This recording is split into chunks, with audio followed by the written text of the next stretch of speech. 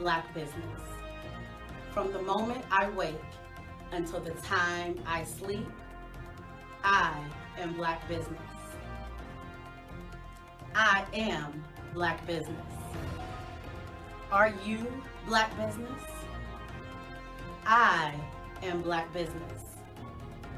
Do you support Black businesses? I support Black business because I am Black business. Black Business Expo, one of the largest business showcases in the history of Black America in North Carolina. Sign up today at www.blackbusinessexpousa.com or call 919-380-9090. I am Black business. I am Black business. From the moment I wake until the time I sleep, I am Black business. I am Black business. Are you Black business? I am Black business. Do you support Black businesses? I support Black business because I am Black business. Black Business Expo, one of the largest business showcases in the history of Black America in North Carolina. Sign up today at www.blackbusinessexpousa.com or call 919-380-9090. I am Black business. I am Black business. From the moment I wake until the time I sleep, I am Black business. I am Black business. Are you Black business? I am Black business. Do you support Black businesses? I support Black business because I am Black business. Black Business Expo, one of the largest business showcases in the history of Black America in North Carolina. Sign up today at www.blackbusinessexpousa.com or call 919-380-9090. I am Black business. I am Black business. Did you know that approximately 333.34 million businesses exist today, according to a report from 2021? And you may be one of those businesses, or maybe you're not in the business market yet, but you're aspiring to be a business owner. Well, guess what? You're in the right place at the right time. Because let's face it, everything is about timing and opportunity. Hi, my name is Dr. Lotus Richey, and I'm the CEO and founder of the Lotus Richey Coaching and Consulting LLC, along with the Lotus Richey Ignite Show. 15 minutes of success with Dr. Lotus Richey, as well as books to boom your business and bring who you are. And today, I want to bring this amazing message to you about the Black Business Network and the Black Business Olympics. See, the Black Business Network and the Black Business Olympics is designed to help people just like you, that's right, that look like me, to take their business to the next level.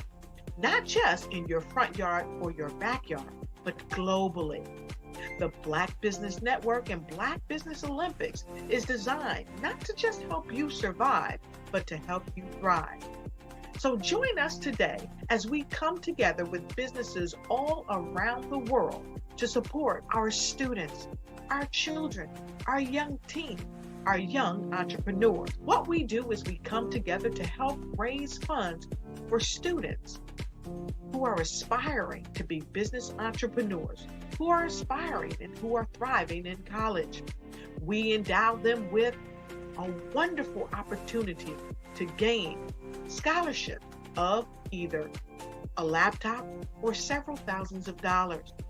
And we invite you to help be a contributor to this amazing opportunity to help someone that looks just like you. So join us today at our website and let us connect with you and help you ignite and take flight in every area of your life on the Black Business Network and the Black Business Olympics.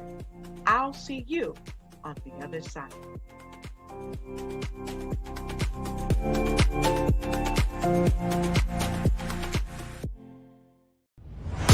Social media is evolving. It's more vibrant, more colorful, more energetic, and so are you. It's not just photos anymore. It's video, it's audio, it's subscriptions. And now there's Fanbase, a new monetized social network. Fanbase delivers the complete native app experience with full content monetization for every user. No algorithms that shadow ban your engagement or growth, and no ads. Follow anyone for free and subscribe directly to your favorite creators for $4.99 a month. Plus, show some love by tipping on any post. Also, make a Fanbase page and monetize your content the same way. Finally, connect with your followers by posting the amazing content you already create. And now, get paid for it. It's time to energize and monetize. Because everyone's a fan of something, and everyone has a fan base.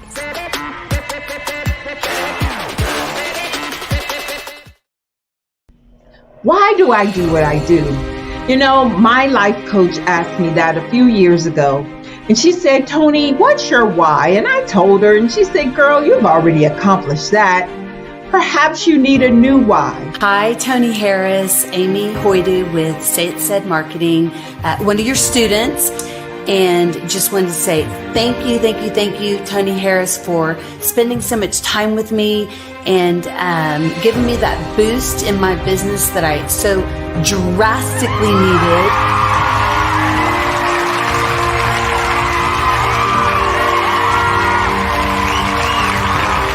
My why is to touch, move, and inspire my clients to take drastic steps to be better than they were before they met me. I'm a resource.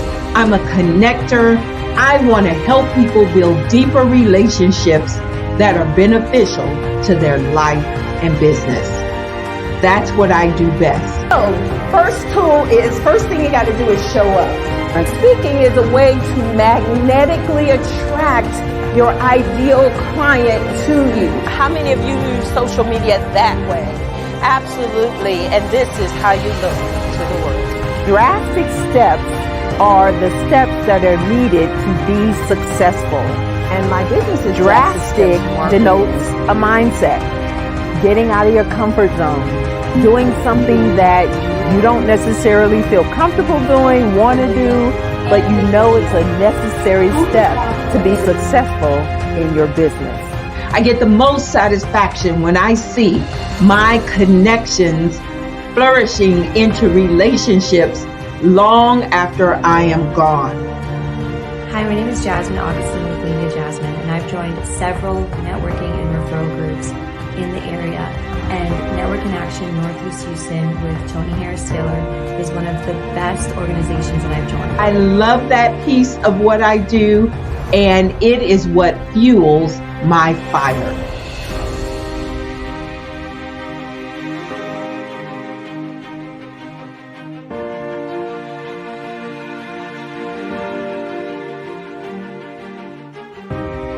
My name is Tony Harris Taylor, saying take a drastic step today for a fantastic tomorrow.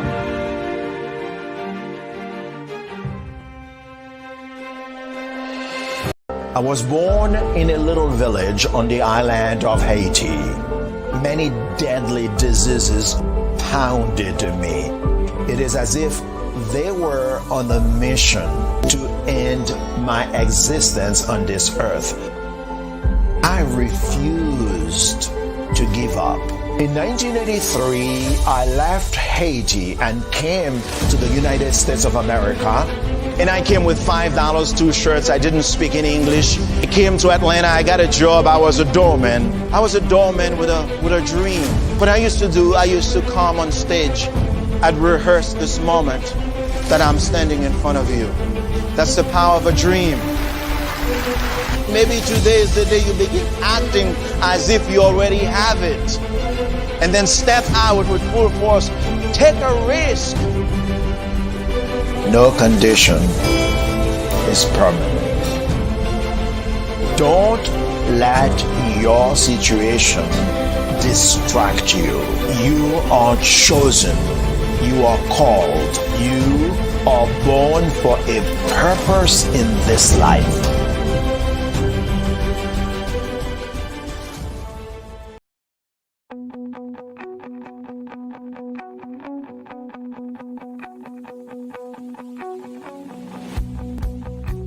I am Black business. From the moment I wake until the time I sleep. Yes, I am Black business. I am Black business. Tell me, are you Black business? I am Black business. Do you support Black businesses? Listen, I support Black business because I am Black business. Black Business Expo. One of the largest business showcases in the history of Black business in the world. The world! Sign up today at www.blackbusinessexpousa.com or call 919-308-9090. I am Black business.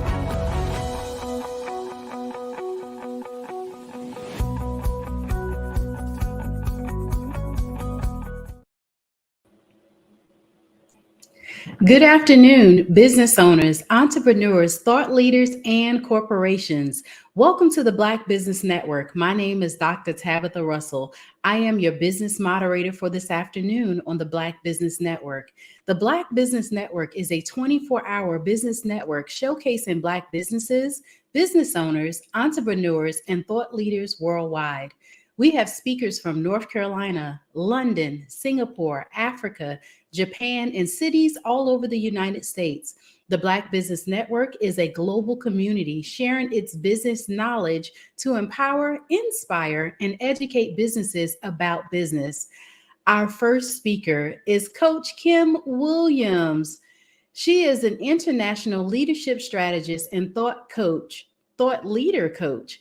As a coach, she develops you and your staff so that you can enhance your retention rate. She's a lifelong student of the Kingdom of God's principle of business, and has been coined as an organization's heaven. She uses emotional intelligence and mission mapping to curate results that grossly increase your earnings.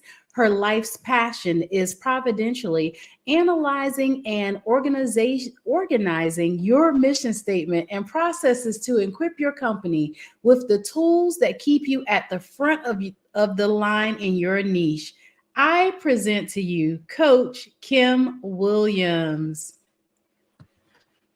And good afternoon to you. Good afternoon. Thank you so much for being here with us on today. I'll leave you with Genius is Common, and I'll see you on the other side. Yes. As you all heard, I am Coach Kimberly Williams. I am an emotional intelligence expert. When they call me coach, they are referring to the way that I push, pull, and encourage you and your business to thrive. I am the CEO of none other than the Proper Perspective 360. It is an emotional intelligence firm where we go into your C-suite and we elevate the way that you retain your employees. We leverage the way that you communicate as leaders. And we assist in the intergenerational conflict resolution. I don't know about you, but have you ever been in a setting where the elder and the youth seem to be at each other's throat? It seems as if all of that energy is pitted against all of the wisdom in the room. And so when we come in to train your teams and your staff, we support your ability to bridge your solutions. So I want to have a conversation with you today. The conversation is surrounding elevating the way that you do business with emotional intelligence. And I'm very excited about it because for the last 12 to almost 15 years now, I have been exercising my ability to uphold a standard of emotional intelligence. And did you know that almost 90% of the business world does not operate in emotional intelligence? That means that if you have any sense of emotional intelligence, you're a part of this significant group called the 5%. And that 5% basically sets the tone and the pace of their atmosphere. And so I want to teach you and talk to you a little bit today about how we can ignite that even further so that your team can flourish.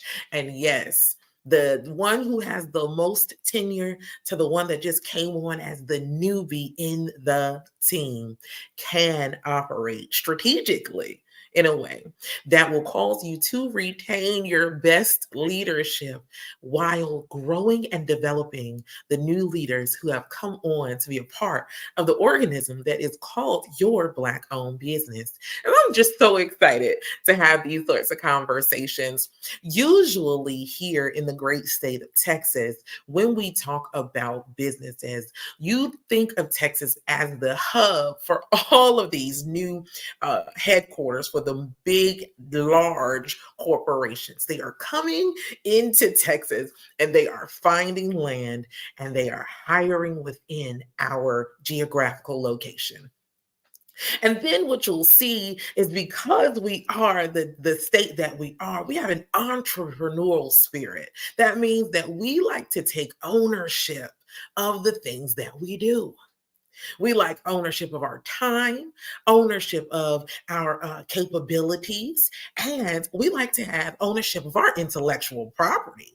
I don't know about you, but when someone comes into your business and they have an owner's mentality, sometimes it doesn't gel well with the team mentality. And so I want to help be that bridge. And let's go ahead and start igniting this conversation right now so that we can see how emotional intelligence creates a bridge that is, or I'll call it like a ladder from where you start to where your outcome or the end result that you were looking for. And what is that end result?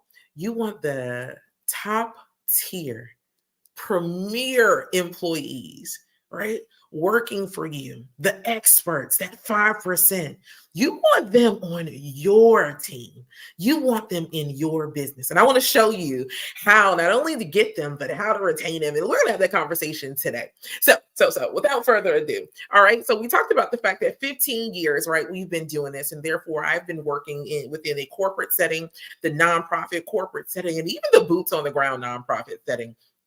I've gone over to the small business place where now it's kind of what you would consider a mom and pop, even though they have at least 50 employees. And I have seen some of the same exact challenges and opportunities within all of these sectors.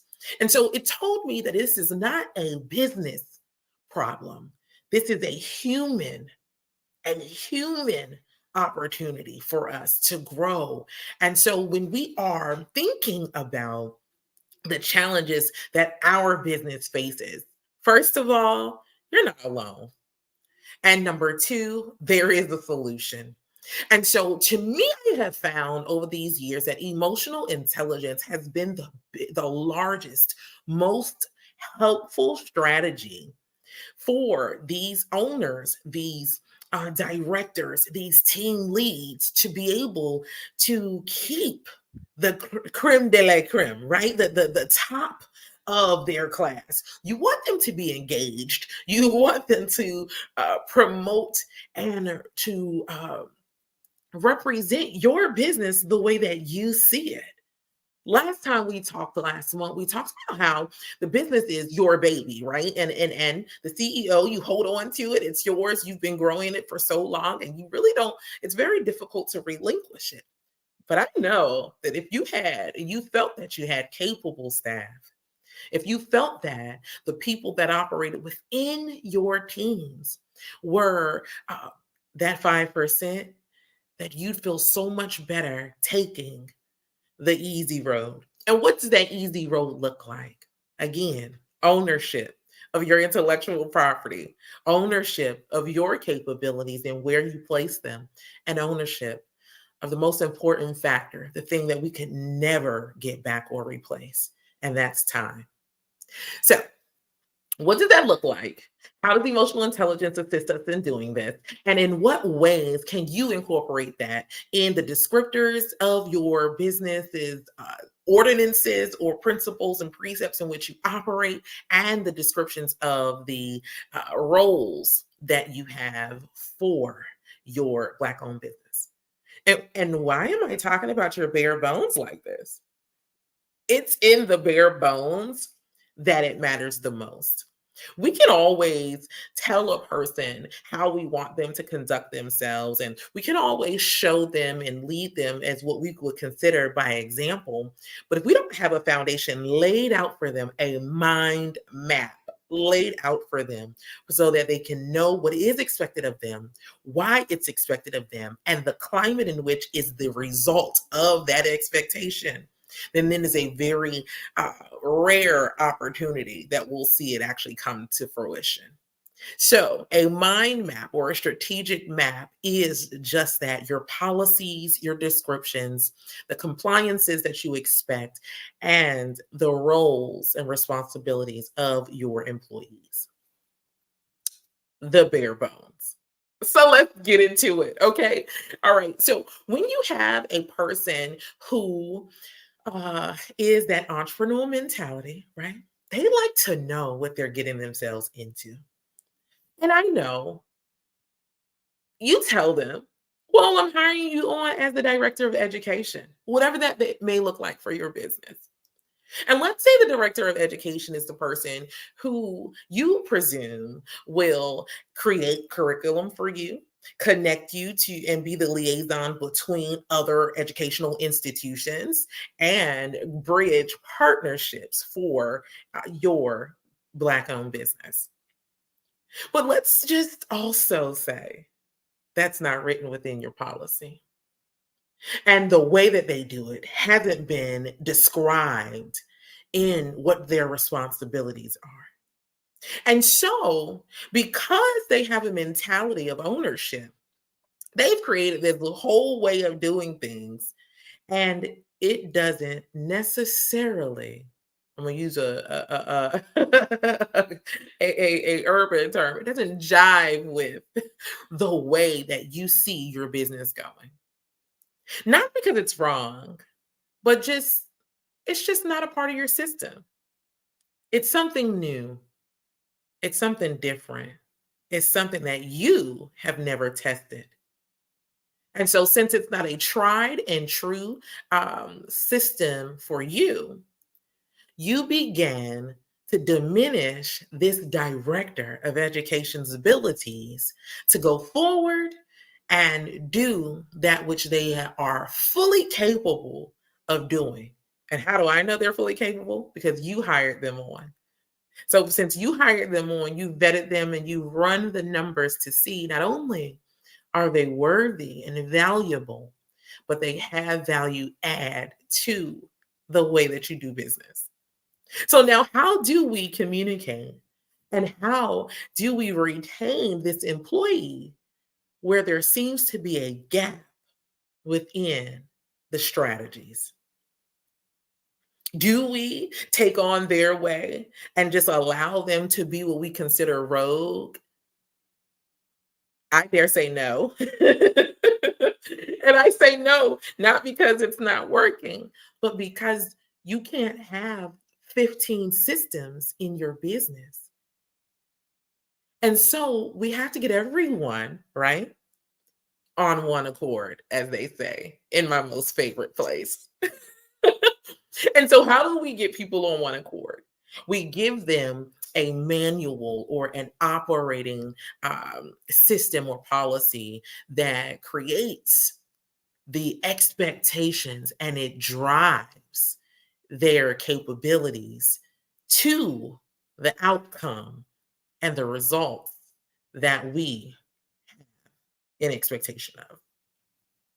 So let's say year end, you have expected this director of education to have brought to you either 4 partnerships or $250,000 worth of business through partnerships for the year.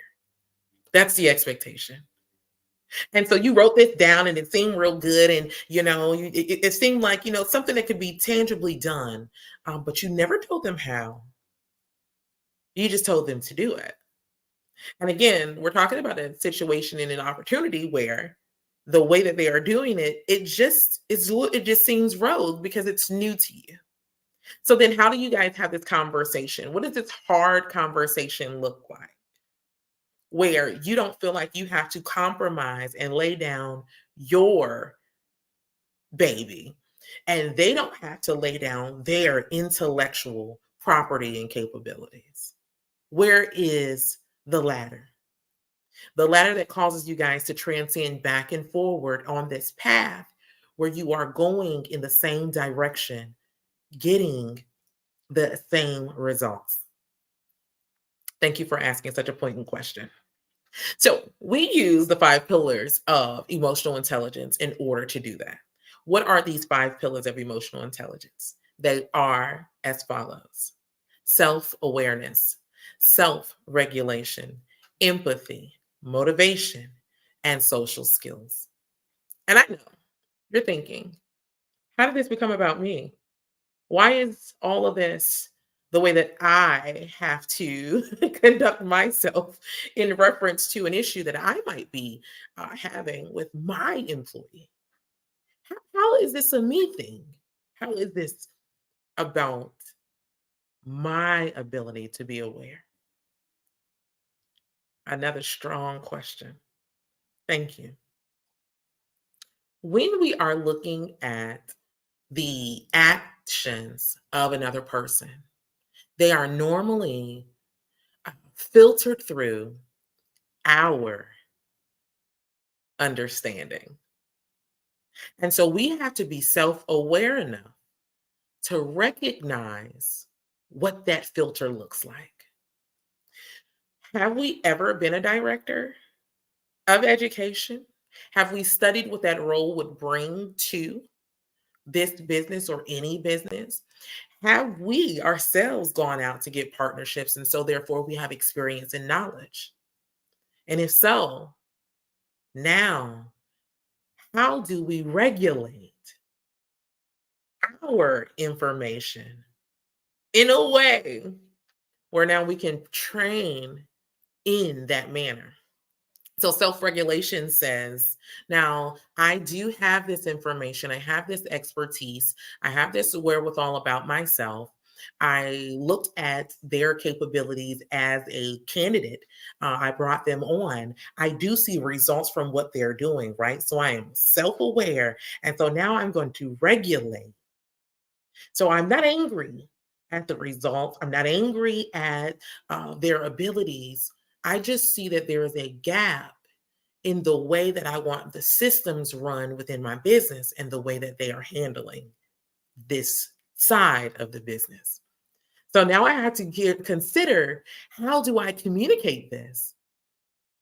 Communicate this in a way that not only elevates their esteem, their value, and highlights their capabilities, but also reveals to them opportunity, because there is a way in which I am used to seeing it done that they may not necessarily know exist. And then I want to yield so that we can have a open discussion, right? Because when we have a hard conversation, we are leaving space to listen and understand. Not only listen, but listen and understand it. And that is where pillar number 3, empathy, comes in. So, how can I empathize with this person and what their background is, and their expertise, and their experiences, and the results that they've been able to yield forth? How do I empathize with this in order to trust the process of their strategy? And then, how do we sit down together and make a plan so that it works for the betterment of the organization? Motivation. And what do I mean by motivation? I mean exactly what it sounds like. What moves this person or draws this person to the actions that they are taking? Are they drawn to these actions based on the same end result that I desire? Or do they have an altogether different motive?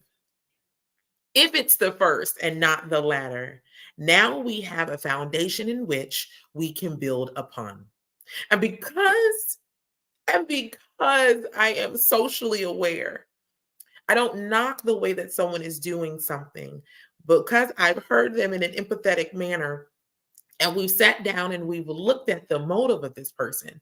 Now we write out a vision and we make it plain, and we add and we take away based upon both of our expertise, and voila. We have a person who is now on the same page or in the same understanding as to how we can strategically move forward in our business along the path that I see fit for us to grow. And a lot of this emotional intelligence to enhance your retention, your leadership, communication effectively, right? And the way that your intergenerational employees communicate not only with yourself, but with one another. It's about respect. And sometimes we fail to yield to what I call just a regular, everyday respect. Okay. And so that retention, right? That's my first one. And retention is a very hard a hard pill to swallow when it comes to our businesses. And I don't think we understand just how expensive it is to have to hire out consistently throughout the year. All right. And so one of the things that I want to put into perspective for you is the ebbs and flows of seasons or the year. And so there are different times within a year that individuals operate at their optimum level, and times where they are at the least of themselves. And it's not because of anything external per se, but it's an internal makeup. And this is where that human piece that I was talking about initially comes in. Because it's important for you as a CEO, as a team lead, as a director, to check in on the health, the mental, emotional, social health, physical health of your employee. So not only do we create strategy, right, with our policies, with the way that we operate, our roles and responsibilities, making sure the foundation is laid plainly, and then having those hard discussions with employees based on the notions that are put within our compliances and our codes and compliances, but then also that human aspect where we are yielding ourselves to understand what they may be dealing with, what time of the year it may be, and how we can best service them. So let me give you an example of that. Right now, we are in the year end, as I call it, holidays. And the year end holidays consist of a lot of family time, a lot of time to that digs into our finances as well. And that can be a burden and it can be cumbersome on your employees. And if you are a person who does not have challenges in that way, whether it's finances or family, right? Your family is right there. Your finances are all in place because you have multiple streams of income. Then you may be kind of on the outside of an understanding of what that person may be experiencing and how that could possibly affect the way that they show up for your business. And so I just want to bring a little bit of emotional intelligence into dealing with seasonal issues so that we can consistently retain our employees and we can continue to communicate with them without you having to take on the burden of their responsibilities and or their emotional placement in life, as well as you can expect a development and a growth within them as you are still running a business. And a lot of times during this time of the year, this is where a lot of sales come in. There are a lot of partnerships that are trying to be developed and growing within this season, as well as the planning because of the new year and the way that we operate within our United States system surrounding the new year. And so what do you do as the CEO when your client, or excuse me, when your employees are having a cloudy year-end holiday time? What do you do? How can you help them? What are ways that emotional intelligence can assist you in strategizing with your teams so that they flourish during this time and not drown within their responsibilities in your business? And so let's talk this through, okay? All right. And so when you have an employee who they haven't told you, you guys have not had this discussion. You normally through HR policies, we don't ask specific questions, demographical questions when we are hiring employees. Some things we learn along the way just through casual conversation. And so then we have an understanding of where that person is in life, what their responsibilities are within their own ecosystem. And we need to have those conversations, whether it's us or our team leads, so that we have a greater understanding of that person, because they're a person, they're not just a title. Right. And so one of the ways that I've seen it done, which I think is a beautiful way, is basically there is a things you like, things I like, things that make me happy list. And so it lists off these things, whether it's family, food, travel, colors, music, cars, gifts. And so you ask all these questions at the top of the year. And so you have this information that you can now understand because they'll answer, right? Who's your favorite sibling? Who's your favorite, what's your favorite, who's your favorite family member? What's your favorite place to travel? What's your favorite food to eat? And so you have all of this information that now you can use throughout the year, whether it's because you're throwing a party or soiree for your group, whether it's because you want to send out greeting cards to their family members or give it to them for themselves and their family. So you want to know if it's husband and wife, or if it's, them and their mom and dad at home, or whatever the case may be, so that you can communicate effectively, right? Because information, data, analysis assist us in understanding. And the more understanding we have, the greater level of communication we can have with those in which we say that we have employed, that work with us, that are a part of our team. And so one of the greatest assets that we can have as a business owner is information. And again, HR causes for us to not be able to ask certain questions. So if you do it in this manner, you'll still have the same information without asking directly within the hiring or interview process. And so you want to get this information in place. And so now throughout the year, you want to strategically show them value based on the information you have gained from this particular strategy or this particular tool. And as you are showing them value, it's because you remembered that their dog is turning 13 on whatever day, right? Or that their dog's name is Brownie. And this one day, they may tell you that there are some things going on. They may communicate in their body language that they're not okay. Now you have a basis to go off of to kind of ask questions and kind of see what it is that that person is either experiencing and how you can be, again, that ladder that assists them, not the dumping ground for them, but the ladder.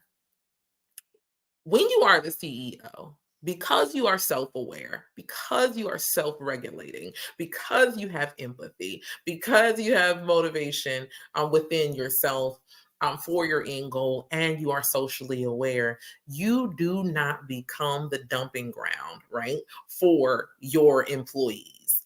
So create a system within that says after the first 30 days, I send out this who are you or what are your favorite things list. I get information about you, and then I use this information throughout the year to add value to our relationship and to show you how much I value who you are as a person while you work for me.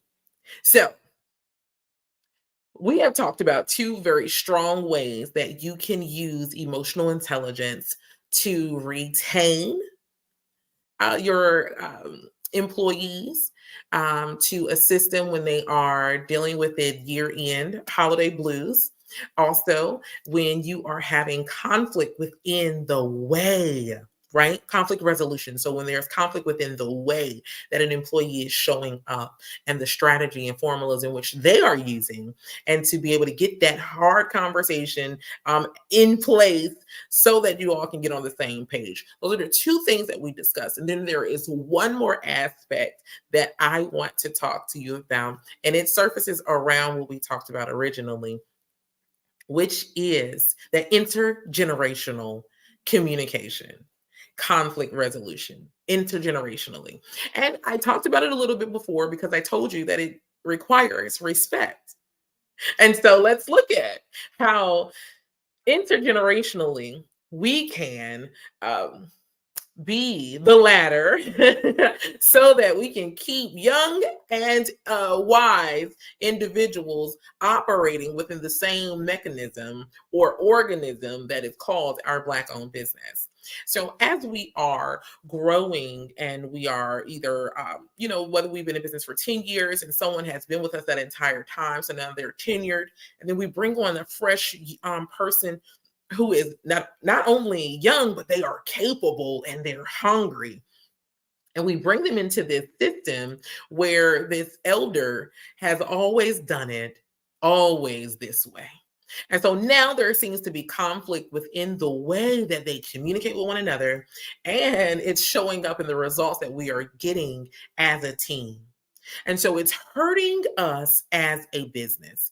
And so how do we deal with this without losing our young, fresh, hungry, driven individual, and without losing our wise, capable, faithful, reliable individual at the same exact time? And how does emotional intelligence help us do this? Y'all have been asking the most amazing questions this entire time. Thank you. Okay, so how do we do that? First, we use awareness. What have we set in place that makes the elder comfortable and the young person comfortable? We have to be aware of that. Now, we have to regulate if the ways that we've made each of these individuals, these parties comfortable causes the conflict. What do I mean by that? I mean, this person is your aunt. And they can call you at any time of the day, but the new person is your nephew, and so you son them or talk down to them because of their age. They may be college aged or whatever, and so you talk down to them. You have to be self-aware of this. What are your personal biases? Right? And so now that we have the personal biases, now how do we regulate that? What are some corrections, accountability that we can make that causes our culture to shift? Because again, you're that 5%. You already operate in emotional intelligence. So that 5% controls the atmosphere. Okay. And so now that I am aware that there are some biases that I may be having because this person has worked faithfully for me, so they can come in a little later, and my expectation of this young person is to prove to me that they're worthy, right? Now I have to make some shifts. I have to be accountable for that. And then I have to be empathetic to understand that these are individuals. And my aim is not to pit them against one another, but to create a mechanism where they can, in a system where they can work alongside one another. So how do I strategically show the strengths and opportunities of both of these individuals without revealing too much personal information about them? The best way to do that, I don't know if you've ever seen this before. Parents can put their kids in a shirt it's called the timeout shirt, or we got to get along shirt. So it's one large shirt, and one person's arm is on the left, the other person's arm is on the right, and they have to sit in this shirt very uncomfortably in order to figure out how to work together. Something like that. Okay. So this tool is the I am going to get along project. And so this project is intentionally highlighting the strengths of both parties while causing there to be revelation of the necessity for one another.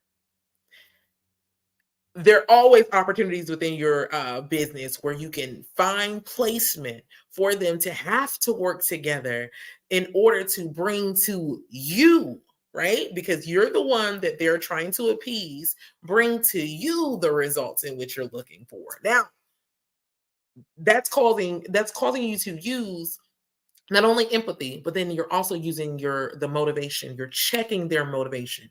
If they are here to work with me, they will figure this out.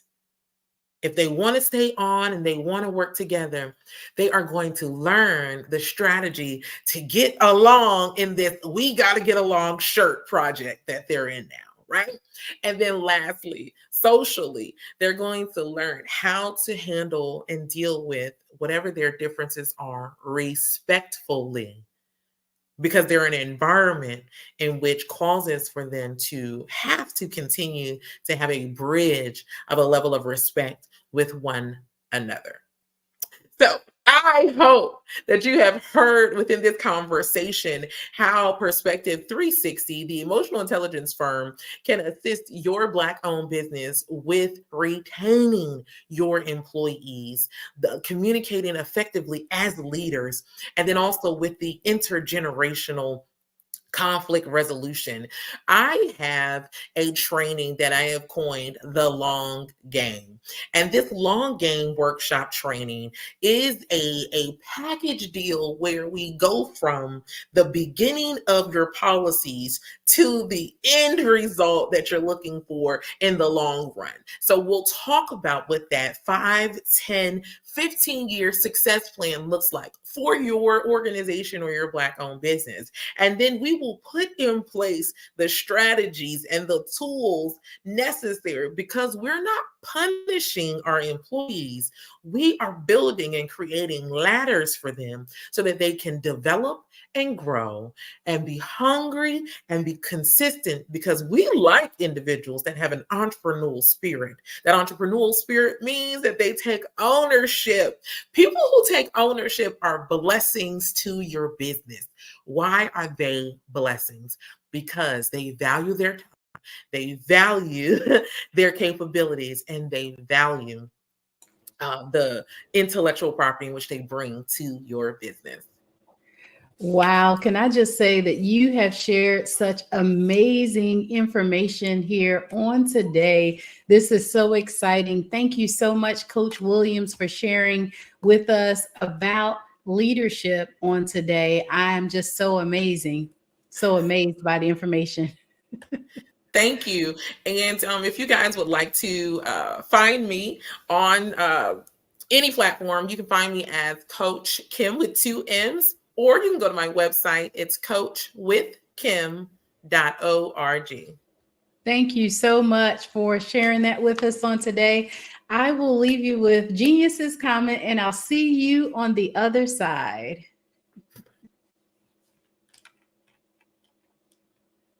The Black Business Expo's mission is to raise funds for high school seniors going to college or K through 12 entrepreneurs. This expo is a fundraiser for students. You may go to www.blackbusinessexpousa.com to donate to the scholarship fund, or use the Cash App that's on the screen below. That's $BBXUSA. Our goal is to give laptops and up to $5,000 to 10 students. Students can register online at www.blackbusinessexpousa.com. Every dollar counts. So we want to remind you to donate to the scholarship fund. We also want to thank our Black Business Expo USA sponsors for April 2023. And that is NC100, Moody Capital Partners, Suede Soul, Lotus Rich Coaching and Training, Carolina, Virginia Minority Supplier Development Council, Step Management, Barbara H. Smith, LLC, Margie McLean Foundation, Incorporated, Genius is Common, Earth Essentials, Melaine Chennai Global, Executive Women's Success Institute, The Quality Coaching Company, Superwoman Business Services, Creative Force Studios, Lee Entertainment, Artistic App Design, Black Business Expo USA, and Genius is Common. And I'll see you on the other side.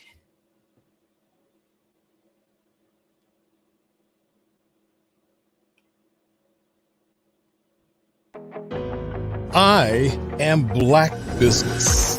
From the moment I wake until the time I sleep, I am Black business. I am Black business. Are you Black business? I am Black business. Do you support Black businesses? I support Black business because I am Black business. Black Business Expo, one of the largest business showcases in the history of Black business in the world. Sign up today at www.blackbusinessexpousa.com or call 919-308-9090. I am Black business. Over the past few years, we've seen the growth of existing and new initiatives focused on financial inclusion, building global networks, and reducing the wealth gap in response to the idea there's not enough seats at the table. Whether their outcomes are to increase the representation of Black executives on corporate boards, ensure an inclusive global economy, or to create new U.S. African commercial pathways, the strategies are often carried out by separate programs. The question is, should they be? With the continent of Africa being home to more than half of the world's fastest growing economies, the youngest workforce, over 400 companies generating more than $1 billion annually, 700 generating more than $500 million annually that are poised for growth, and being the destination of nearly $5 billion in venture capital in 2021. Diversifying U.S. and Africa commercial engagement by building bridges between African businesses and their U.S. diaspora should begin being seen as mutually beneficial. From helping to reduce Africa's enormous capital gap to catalyzing two-way trade opportunities, the COVID-19 global pandemic hopefully has taught us that global challenges and opportunities are more interconnected than we thought.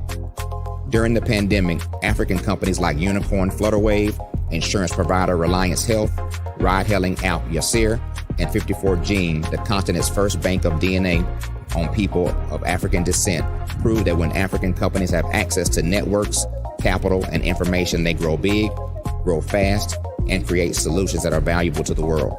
This is why Be Direct was created. We are the first US-based but African-centric board preparedness, and board search company designed to connect U.S. Black talent and corporations to African businesses. Unique and fundamental to Be Direct's success is our process of helping board candidates adapt their experience and networks to an African context before they're connected to high-growth companies that are looking to locally and globally scale. From our focus groups with African business execs and government leaders, we don't ignore the sentiment that business is easy, but people are hard.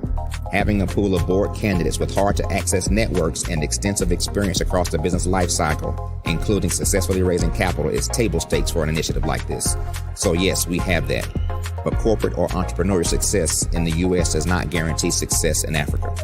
Developed alongside industry partners on the continent, our training program, Be Direct Prep, is designed to transpose their experience to create cultural comfort, understanding, and a commitment to helping businesses in Africa scale. Our board governance sessions are African, continental, and country specific, integrated with cultural awareness and dexterity training, masterclasses led by African industry execs, and mentoring and coaching from African continental-based facilitators. But even more unique to Be Direct Prep, we cap off our training program with an immersion trip to help candidates that have not been to Africa before see and feel Africa's complexity and opportunity from African soil. We all know traditional network-based board placement has historically left a lot of us out of ever really being in the paid board pipeline. Our strategy supports the work of many great organizations that are successfully filling seats at U.S. board tables by creating more tables for those that are still left on the sideline. It's time to start seeing the role and value of U.S. Black talent and businesses on the continent of Africa differently. Old perceptions and habits limit economic inclusion. Let's transition Black talent and the African businesses they will support from the periphery of the global economy to its core. Living in a global lockdown, we all know now how fast local and global economies can change, and see the value of having businesses that hire, strengthen local value chains, and even grow globally. Status quo in any form holds back progress. We must democratize U.S.-Africa commercial engagement by socially and economically connecting cultures that have long been disconnected. It's time for Africa's U.S. diaspora to redefine their global value by helping African businesses scale continentally and globally.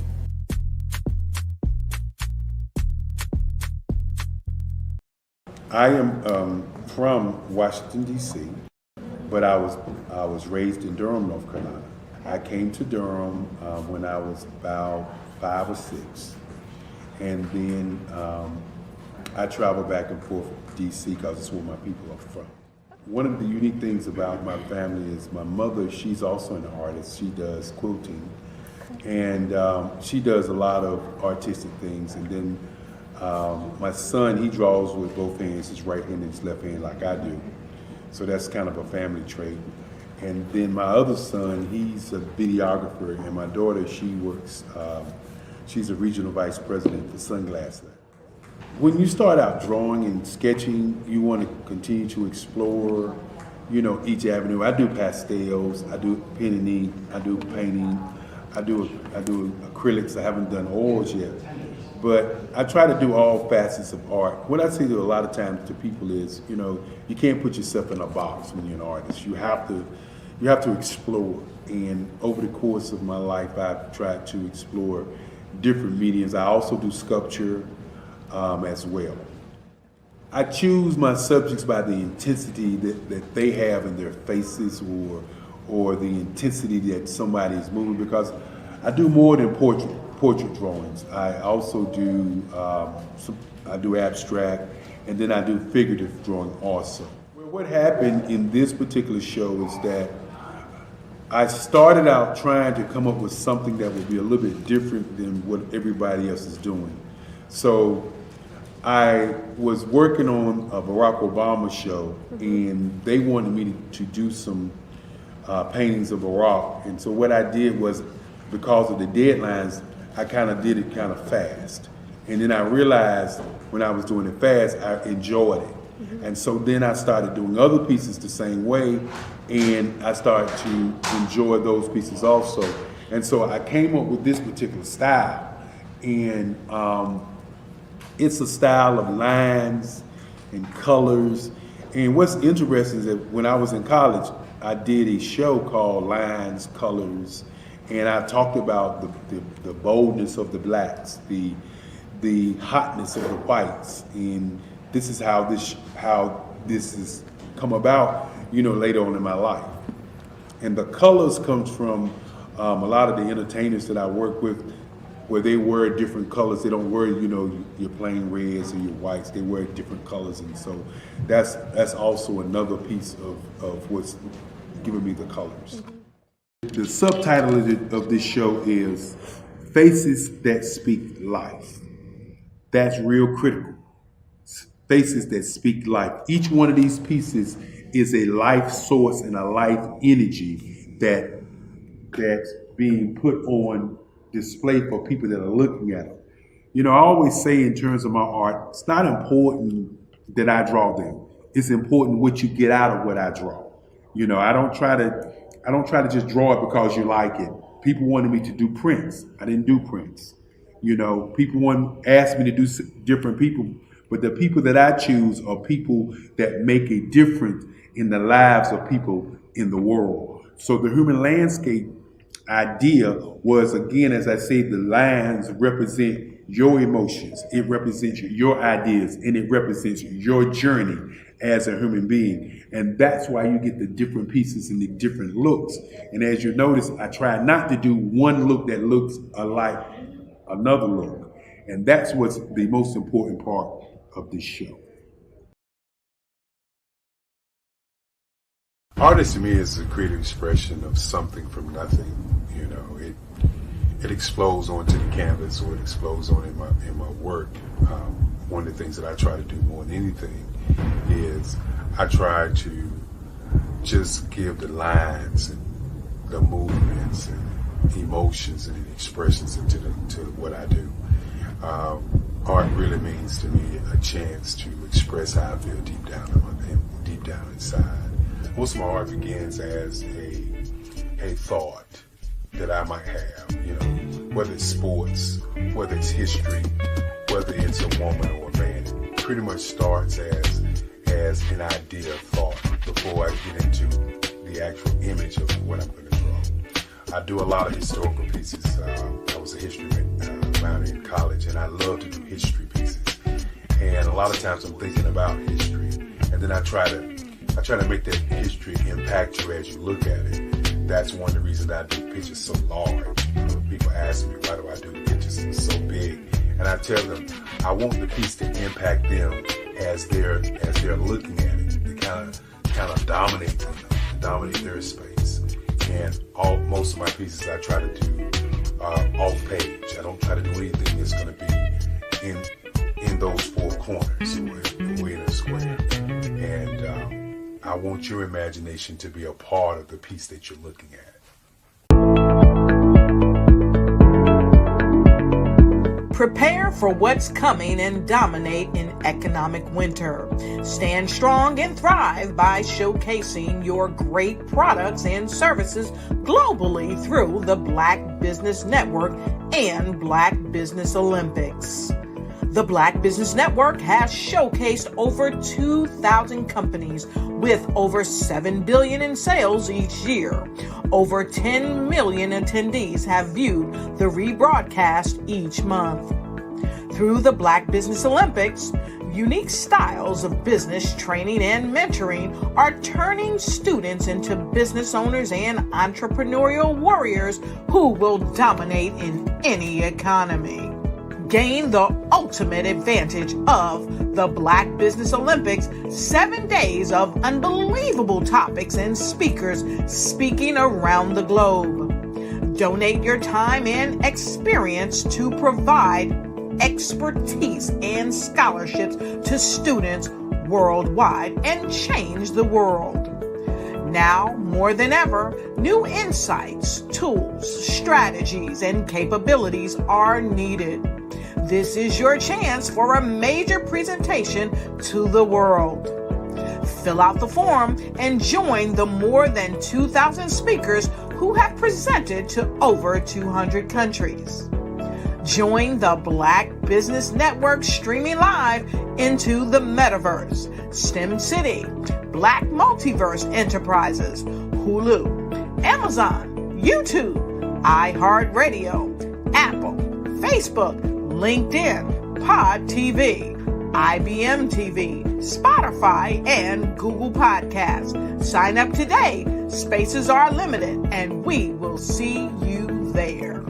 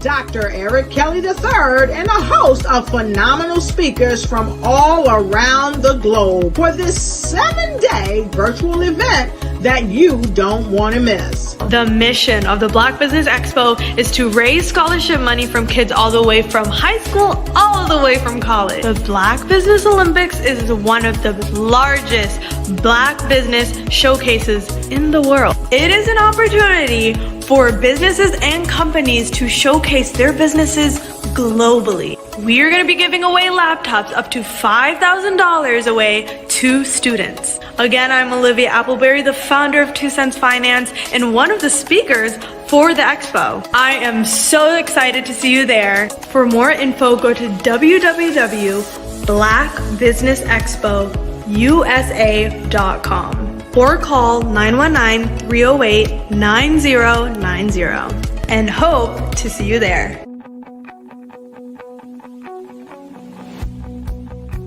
I am Black business. From the moment I wake until the time I sleep. Yes, I am Black business. I am Black business. Tell me, are you Black business? I am Black business. Do you support Black businesses? Listen, I support Black business because I am Black business. Black Business Expo, one of the largest business showcases in the history of Black business in the world.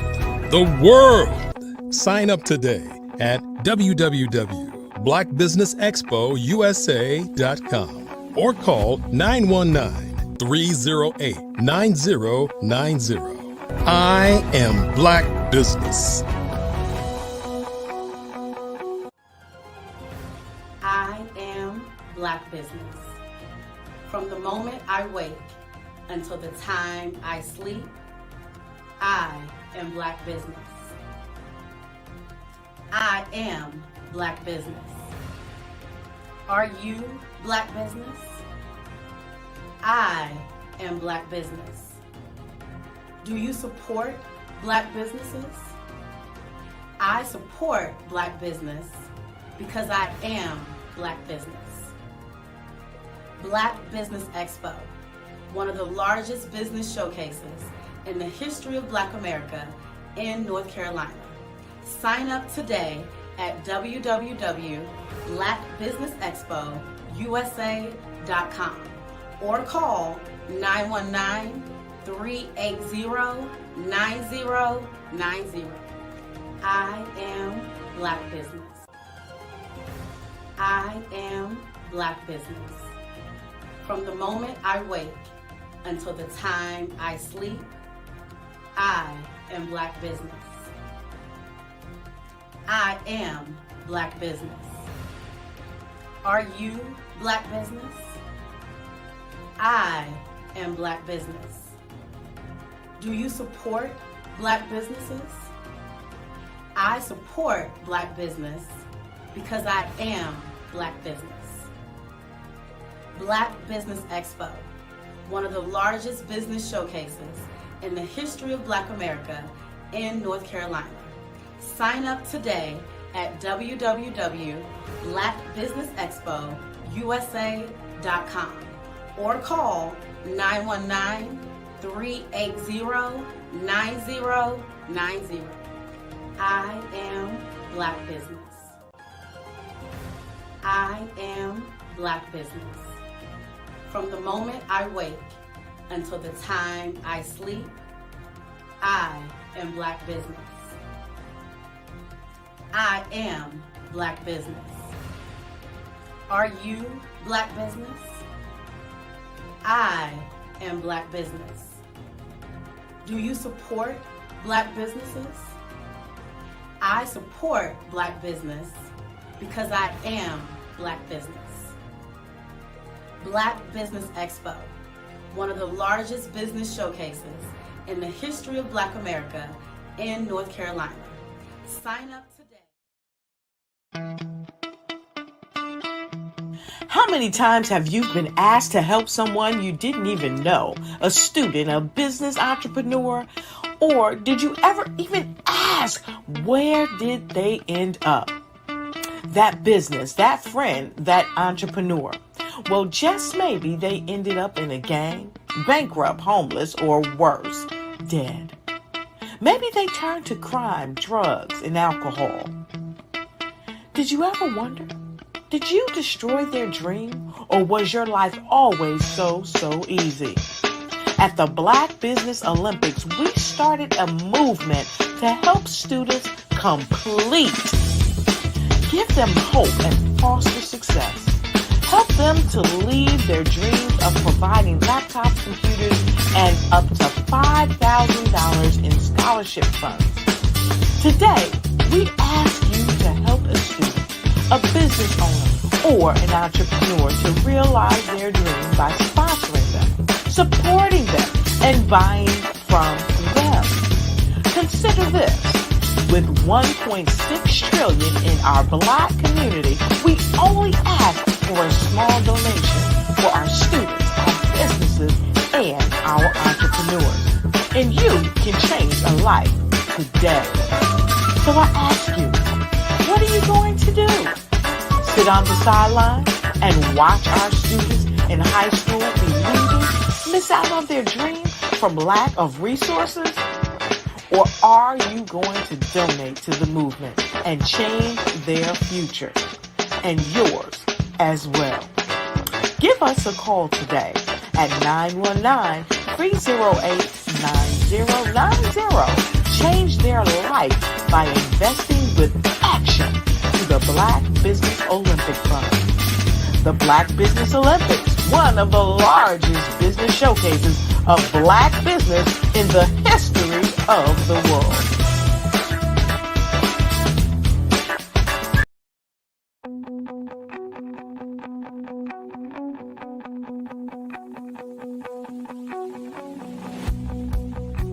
I am Black Business. From the moment I wake until the time I sleep. Yes, I am Black Business.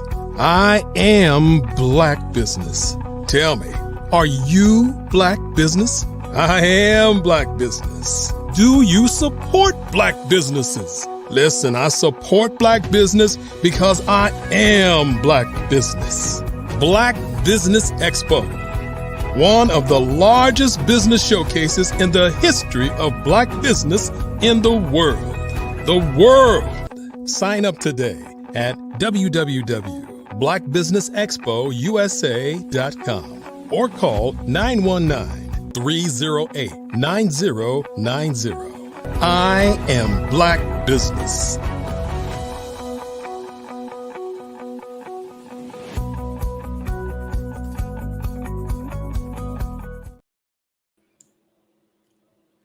Good afternoon, business owners, entrepreneurs, thought leaders, and corporations. Welcome to the Black Business Network. My name is Dr. Tabitha Russell. I am your business moderator for this evening on the Black Business Network. The Black Business Network is a 24-hour business network showcasing Black businesses, business owners, entrepreneurs, and thought leaders worldwide. We have speakers from North Carolina, London, Singapore, Africa, Japan, and cities all over the United States. The Black Business Network is a global community sharing its business knowledge to empower, inspire, and educate businesses about business. Our next speaker is Ansel Butler. He is a progressive and innovative artist that is originally from Omaha, Nebraska.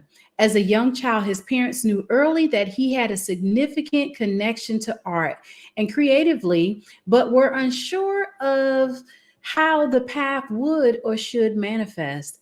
In an effort to foster their son's creativity, they decided to locate ways to grow his natural ability for what he loved by placing him in several art competitions at an early age, as well as including him in an after-school art program held by the Jocelyn Art Museum. Being involved in programs and competitions proved to be a turning point and a guide for what Ansel would do and become in the future. Welcome. I now present to you Mr. Ansel Butler. Hello, thank you. Thank you for having me. I appreciate you. Thank you. Hello. Yes, you're more than welcome. And I'll leave you with Genius is Common, and I'll see you on the other side. Absolutely. Thank you so much. How are you doing? One of the things that has always been very important to me is representing my family, my mother, my father, my siblings, aunts, uncles, individuals like that. And I think that it's very important for you to have that background where what you're doing has a purpose, being intentional. Being intentional is very important because you have to have a beginning and you have to have some sort of ending. And with that, I think that it's very important for you to have just kind of a dynamic where you know where it is that you're going. From that, my parents owned a black pest control business that operated out of Nebraska and Iowa. And we were the first of our kind. And in that space, what I did was I was able to learn what business looked like. And so at 14 and a half years old, my parents had taken me to Kansas City, and we ended up going to a place called Worlds of Fun. Just think of it as a Six Flags, right? And going there was this guy, it was a white guy who was airbrushing, and I had never seen airbrush before. And so I'm right there on his left side while he's airbrushing, and I'm like, what is that? You know, what's that machine that's down there? And I was really curious about what that was and how that became. And so we went back to Omaha. Omaha is 2.5 hours away from Kansas City. And when we went back, I went to the library because that was the internet for us back then. And so I started looking up airbrush and airbrush guns and everything that had to do with those things. And so I was able to save some money up. And I went to this place called Dick Blick's, which is an art supply store. And they had airbrush guns. And so I found out how much it was, saved up my money, and I purchased the gun. And then from there, I realized that I needed a compressor, and I had to find one. And I located a compressor at a pawn shop, Four Aces pawn shop. And you have to realize I was 14 years old and doing these endeavors. But seeing my parents and seeing them create a business taught me a lot. And so by the time I was 14 and a half, in Nebraska, you could have a driver's permit. So I had a permit. I was doing the airbrush business by this time and making a decent amount of money. I was in the clubs. I would wear the airbrush shirts, pants, hats myself. And so uh, I was advertisement for my business essentially. And in that particular space, what I ended up doing was making connections in spaces and clubs and things of that nature. And so it allowed me to really blow my business out. So motorcycle groups, things like that, just families, whatever, cheerleading groups, everybody wanted the airbrush stuff. And so what I was able to do was monetize that. And this is important to my story. We had a porch on the front of the house, rectangular, porch door, front door, and then there were two swings on either side, and they had drapery that took them down to the ground, so you couldn't see under them. That's my point. And so initially, I was doing the airbrush down in the basement, which is where my room had got moved to. We had built a drywall block off for me to have a room in the basement, but there wasn't really good lighting. And so at night, at around 11 o'clock, I would get up after my homework or my chores, and I would go out to the porch, and I would actually work out there. I muffled off the compressor in a box with pillows so that it wouldn't wake my parents. And I was doing all the work late at night, really good lighting overhead. And one day my mother ended up coming out to check the mail. And I had left a pair of jeans out just a little bit. And she saw them and she grabbed them. And then she looked under the balance and saw that there were tons of jeans up under one of the actual swings.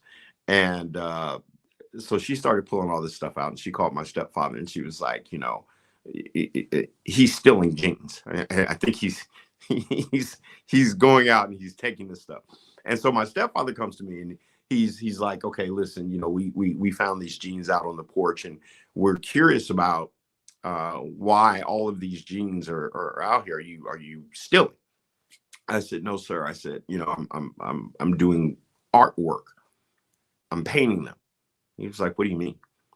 And I was like, do you remember when we went to World's Fun? The guy, he was like, you know, I don't remember that. And I said, okay, let me just show you. So I started pulling this stuff out, and it was artwork that I had done on the jeans. And so he was seeing that, and he was like, so are you doing this for free? And I was like, no, sir. I said, I'm painting on this stuff, and I'm getting paid to paint. And he said, okay, how are you keeping track of this? I said, I have receipt books. He said, you have receipt books? I said, yes, sir. And he said, well, give me a receipt book. So I went upstairs, and we're talking about the age of carbon copy. Okay. And I go and I get these carbon copies, and I had actually taken carbon copies from my parents' business, blacked out their name, and put Melvin Butler Art. And Melvin is my middle name. And so I'm using their stuff.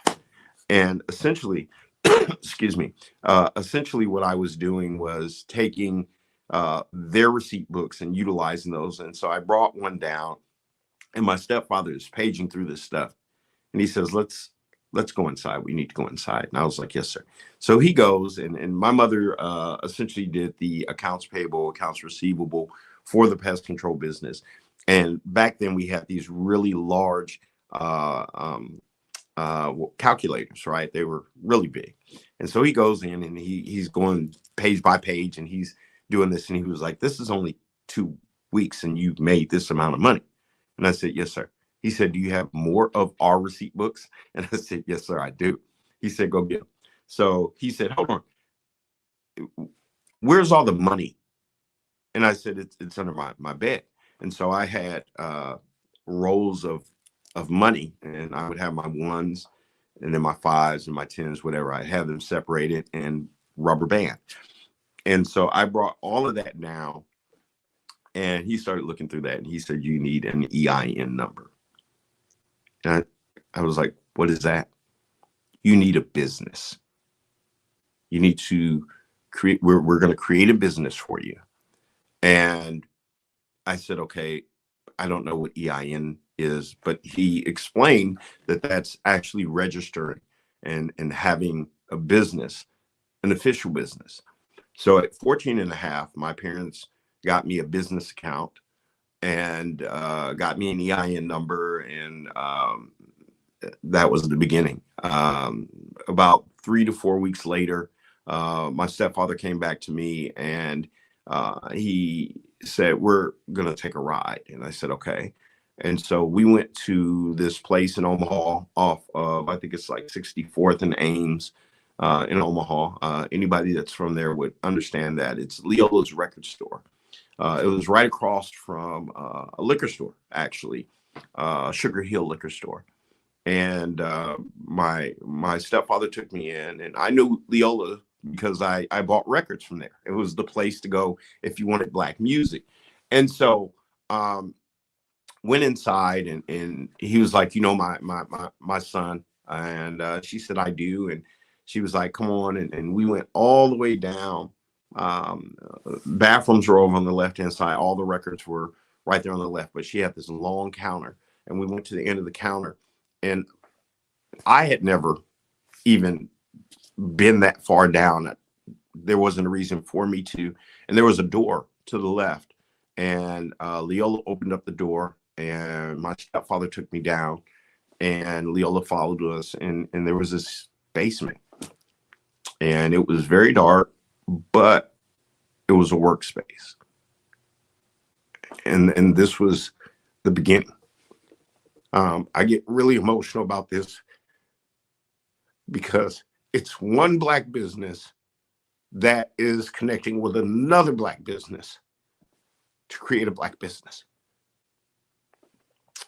And that was the start. That was the start for me. And that was my first office, 14 and a half years old. I had a car. It was Monte Carlo, 73 Monte Carlo, that I was given permission to drive. And eventually I ended up driving my sister's Volkswagen. I forgot what vehicle she got into, but it was a white Volkswagen. And I would drive that up to Leola's. And I would go in about 7, 8 o'clock before they closed down. And I would go down into that basement and I would airbrush all night. 11, 12, 1 o'clock. And sometimes I would come out and the liquor store would be open across the street, or it wouldn't be. But the owner of that liquor store knew what I was doing. No one else knew what I was doing. And Leola, in her wisdom, she said, every night when you come out, I want you to take the vacuum cleaner and some cleaning supplies, and I want you to sit them by the door. And I was like, well, Miss Leola, why do you want me to do that? She said, because I'm protecting you. We are literally across the street or in the same parking lot from a liquor store. And so one night I was coming out, and there were these gentlemen that were out there, you know, older guys, and they were, you know, were like, what are you doing? And that's when it hit me that she was protecting me. She was like, listen, you need to be the person that's cleaning up. You don't have any money. You're not doing anything but making sure that the place is clean, and that you're the maintenance person, or you're cleaning up, whatever. And so, you know, I came out and they were like, what are you doing? I was like, I clean the place. And at the door, as Leola wanted, you know, you have the vacuum cleaner. So they saw that, they looked, and they understood. And then even the owner of the liquor store would come out, and he pushed people away from me because I was a little kid at that time. The thing that I'm saying with this is Black businesses supporting each other, supporting entrepreneurs, young people. Anything that you want to create, you can create. Anything that you want to do, you can do. It's incumbent upon you to take that on as an individual. You have to want it. You have to have the design and the desire and the know-how and the research. You know, my My second iteration of my business was unlimited design. And the mantra that we put behind that, or that I created behind that, was because the design is only limited by your imagination. That's why it's unlimited. And so having an understanding of what you want to do, having an understanding of where you want to go and how you're going to structure that, and what sometimes you don't even know what the limitations of your business are. And that's great, because you don't really have any limitations until you run into those roadblocks. But those roadblocks are just steps. They really are. I think it's important to understand that everything is not going to be beautiful, but everything is an opportunity. You have a pure opportunity to learn, figure out what you're going to do, and really be focused on the next step. Because there's a step after that, and a step after that. There's a roadblock, there's a stoppage. And these things, I truly believe that they're opportunities. Opportunities to learn, opportunities to grow, opportunities to do and to be. Because at the end of the day, it's important for you to have a business, but it's really important for you to have a Black business. There's so many stoppages that are out there for us as minorities and colored people. And it's really important for you to understand that there's a way to supplant or get around that. But you just have to put the work in. That's the key. Why give up when you don't have to? Why stop when you don't have to? You're given these opportunities. You're given these roadblocks. Roadblocks are an acknowledgement of who it is that you are and what it is that you're doing.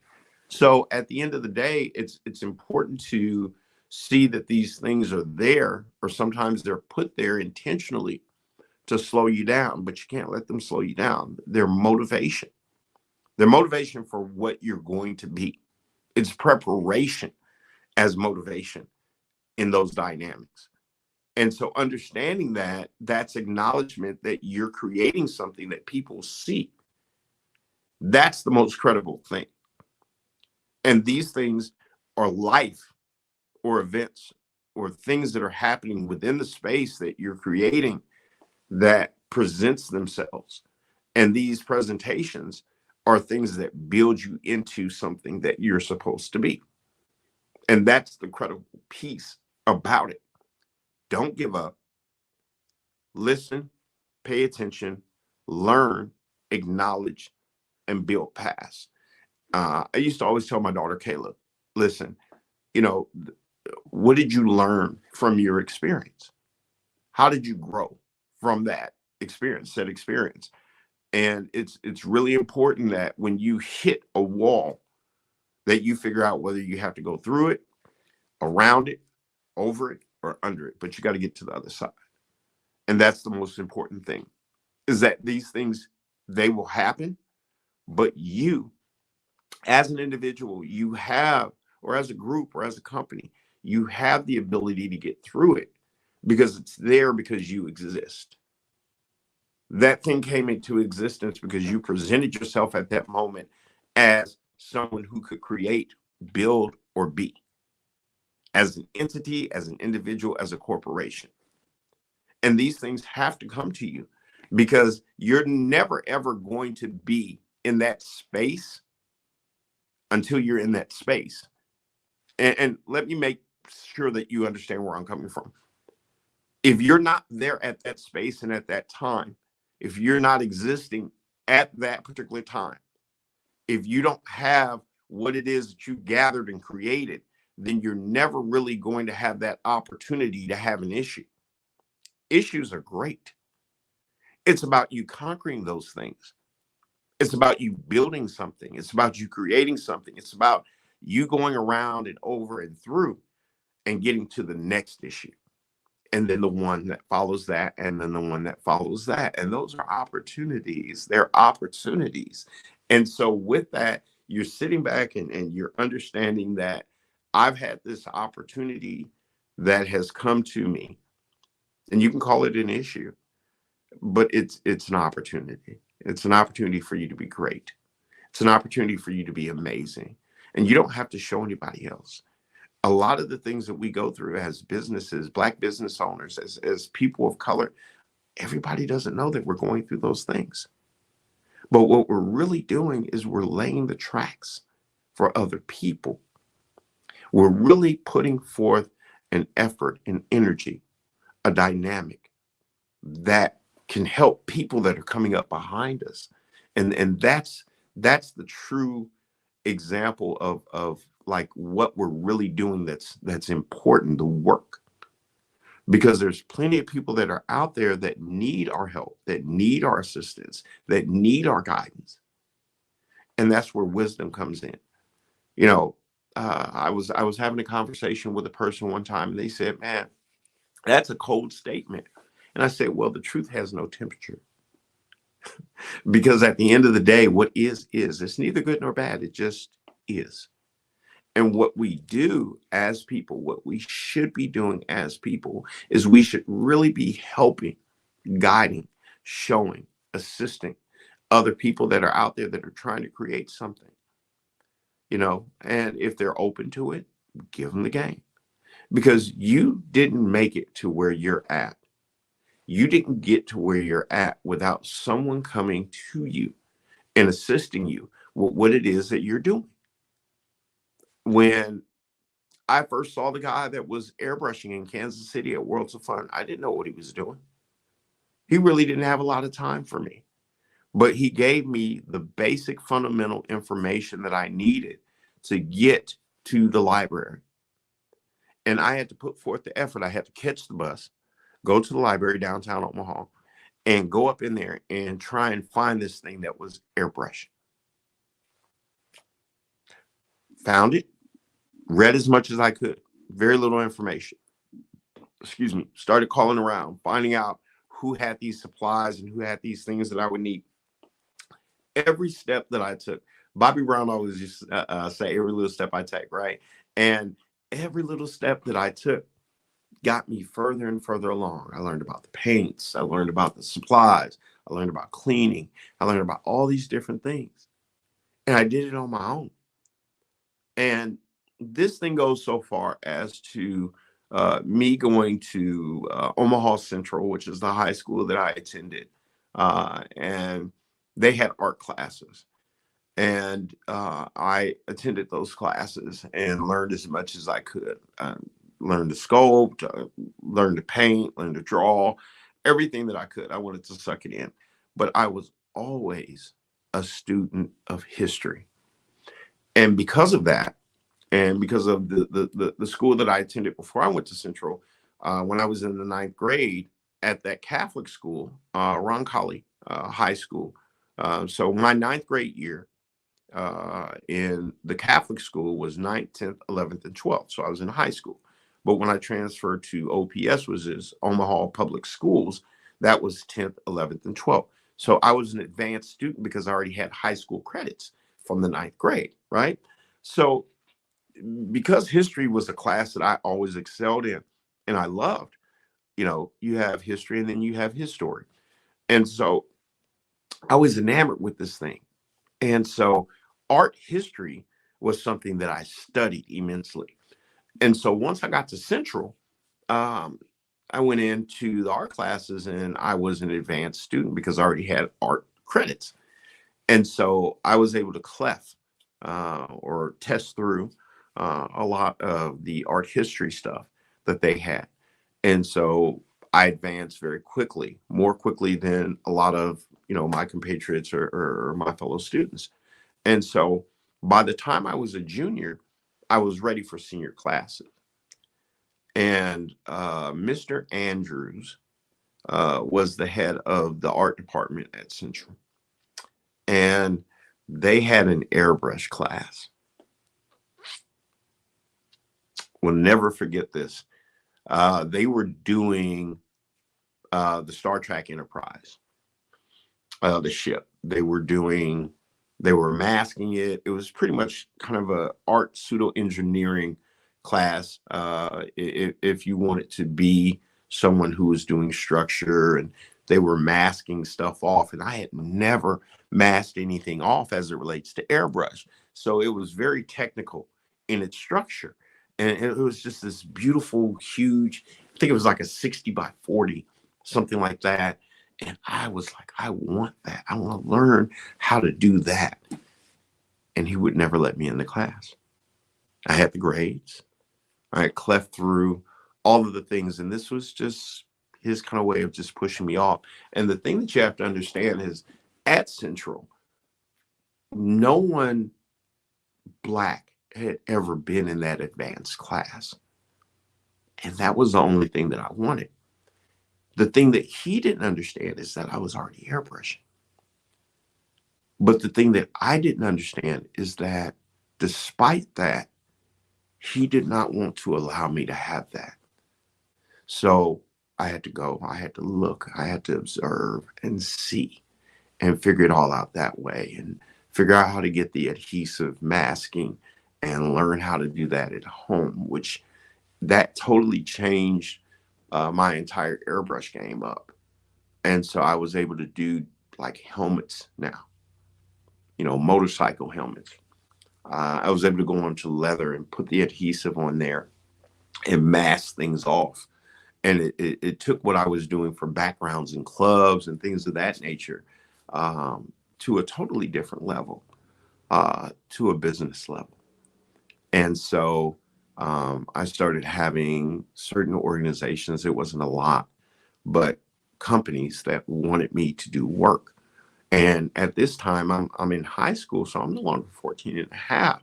And I'm taking these art classes, I'm learning all these things that I didn't learn, and I'm incorporating it. But it's always about business. It's always about conducting your business a certain way. And the one thing that my stepfather and my mother always told me, they were like, the way that people see you coming is the way that they'll perceive you for forever. And so you have to conduct yourself in a particular light. And so one of the things that was really important when I was going into these businesses, these clubs and these bars, was going in and having a business mind, being very respectful, being knowledgeable about what it is that I do, how it does, how it holds up. Any questions that anyone would have for me regarding the context, the paint, how it's applied. There was a place called Big Jim's in Omaha, and the owner, he had a gas station. First, I think he was the first Black owner of a gas station, maybe not, but Mr. Warren. And he had Big Jim's. It was a club. And he had gotten wind of me. He knew my parents, the pest control business, and they fueled up at his gas station. And some kind of way he found out about me. And he reached out and said, you know, I want you to come up. And at that time I was in college. And he said, I want you to come up and look at what it is that I want to do. And so I said, yes, sir, you know, and we met, and he was there, and he basically walked me through what his vision was. And excuse me, I came up with a couple of different concepts. There was this area all the way at the end where we did Big Jim's, and then we did some different stuff. He liked cowboy hats. And so we did some cowboy hats up in there, and, you know, did the whole Big Jim's in cursive. And, you know, I airbrushed that and painted it on the walls. And it was a very long-standing thing that existed in that place. You know, there were barbershops, there were beauty salons that I did. Every background, if you were in Omaha, sometimes if you were in Kansas City, because I had clients there, when I attended Southern University, go Jags, I was in the student center. And back then you did not need a permit. You could just do work. And we had like a barber shop and some stuff like that was there. And I was out there and I was airbrushing.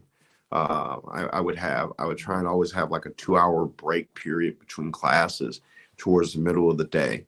When I wasn't, you know, I was on a sports scholarship. So, you know, when I wasn't running track or playing football, it was going there and airbrushing. And I basically had a wagon.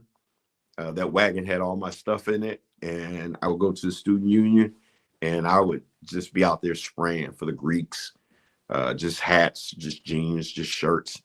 And, you know, this is how you learn how to create your business and how to structure what it is that you want, how to become what it is that you're going to be as an entrepreneur, as a business owner. This is how you create the dynamics that are existential and important to what it is that you're going to do. This is how you build.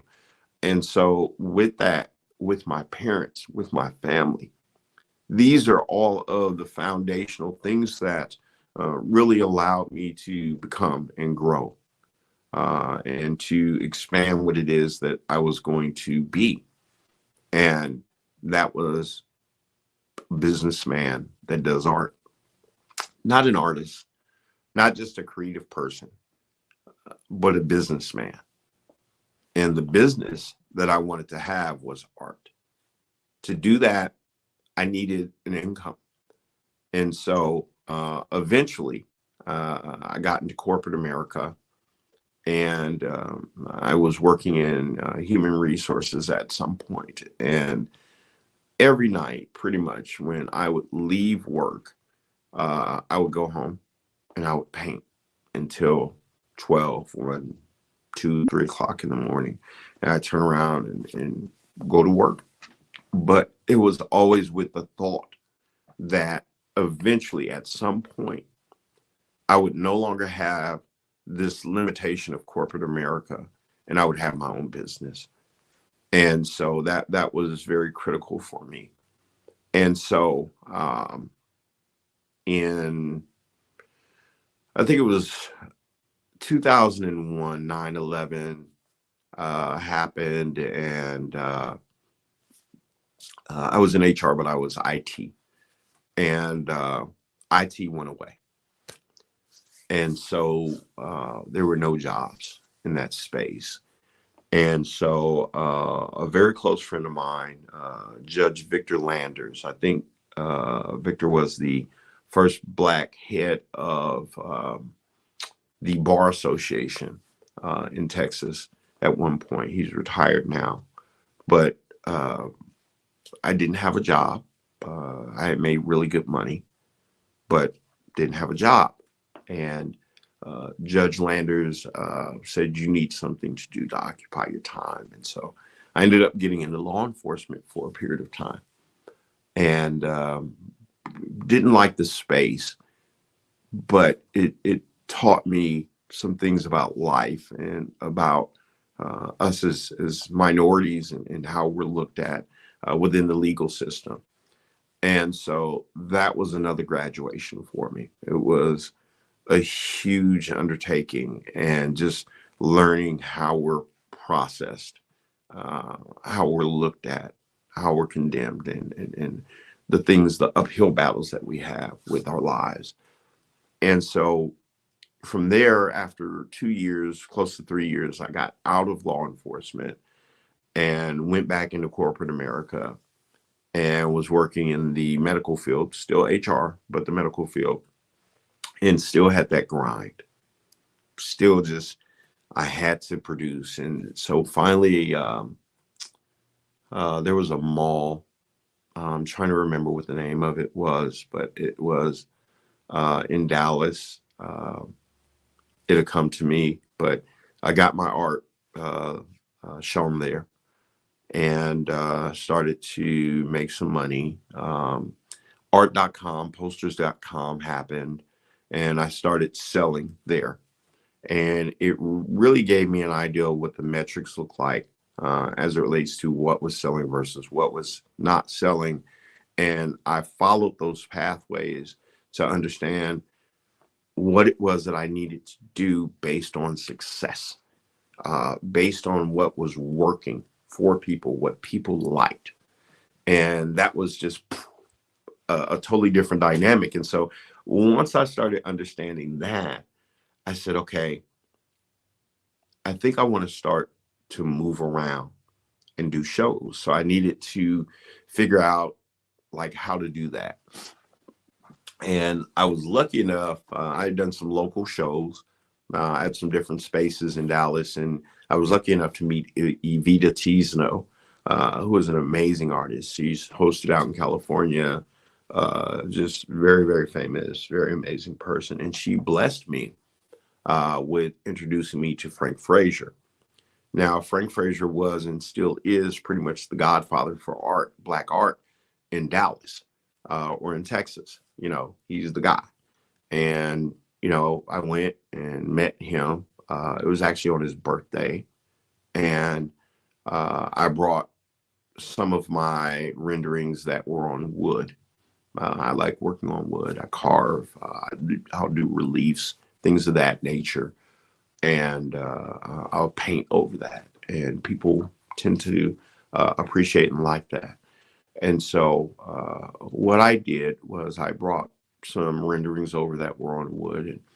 And Frank was like, yeah, you know, I like it. I like your work, you know, but why is it on the wood? Why don't you put it on a canvas? Why don't you? I said, I like the wood.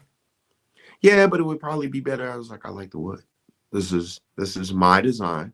This is what represents me, and this is what it is that I want. And this is what I want representing who it is that I am and what my name is. My name is my father's name. My last name is my father's last family's name, and so, or my family name. And so that's how I'm going to move forward. So if you're going to allow me to come on board with you and tour, I'm doing it on the wood. I'll do stuff on canvas as well, which I did, but I like the wood thing. I think it's dope. He was like, all right, you know, if you want to see if you're going to make it, do shows, come out on tour. He was like, you got to meet the group approves it. And so there was a meeting. Wow. It sounds like you have had a long, rich history with art and being in business and transitioning. I love how you explained today on how you pivoted and shifted in so many ways in order for you to be here on today. Thank you so much for sharing all your information with us on today. How is it that people can connect with you? Ansel Butler Art, that's ANSELBUTLERART.com. I'm everywhere on social media. So if you just Google Ansel Butler, you'll find me. Did you notice that we're like almost wearing the same colors? We're aligned. I love it. I love it. Yes, but yeah, I'm pretty much everywhere. If you just Google Ansel Butler or Ansel Butler Art, you'll find me. I'm very busy. Awesome. Well, thank you so much for joining us on today. And I'll leave you with Genius is Common, and I'll see you on the other side. Thank you, ma'am. I appreciate your time. Thank you. You're welcome. All right.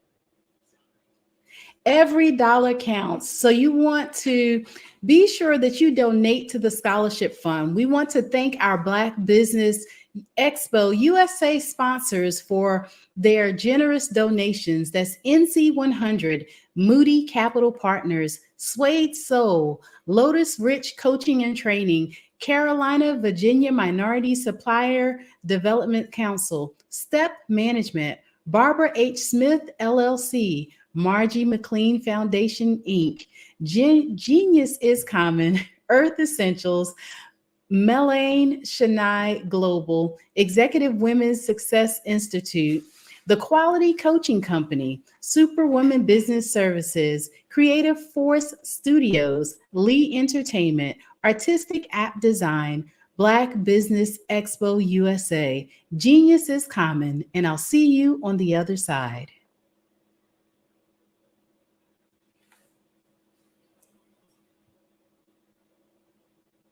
Phenomenal Tanya T. Wise, who is here from the great state of Maryland.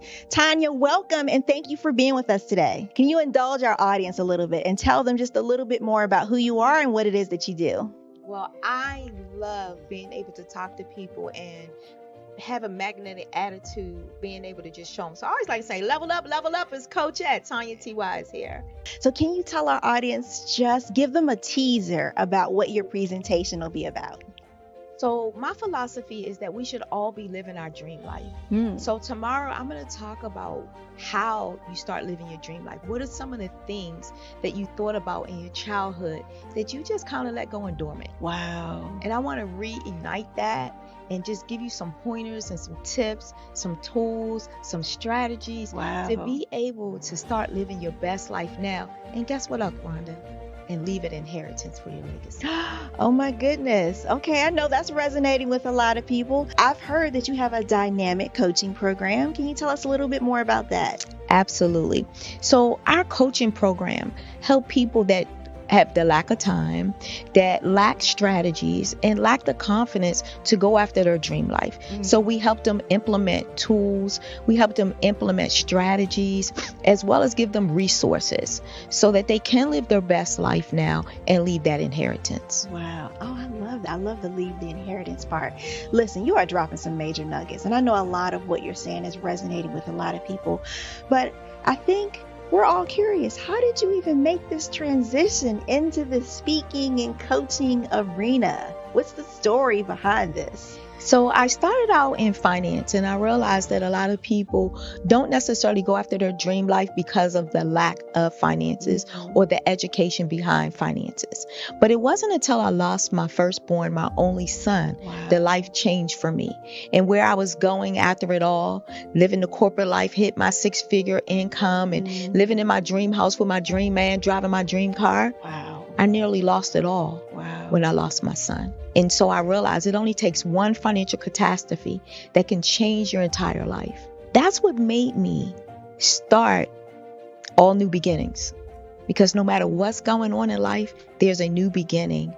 And because of that, we develop a program called Wise Minded. My little slogan is, don't just dream it, let's live it. If they want to connect with you or work with you, what is the best ways for them to be able to do that? Well, for my social media guru, you can connect with me on every single social media platform as Tanya T. Wise.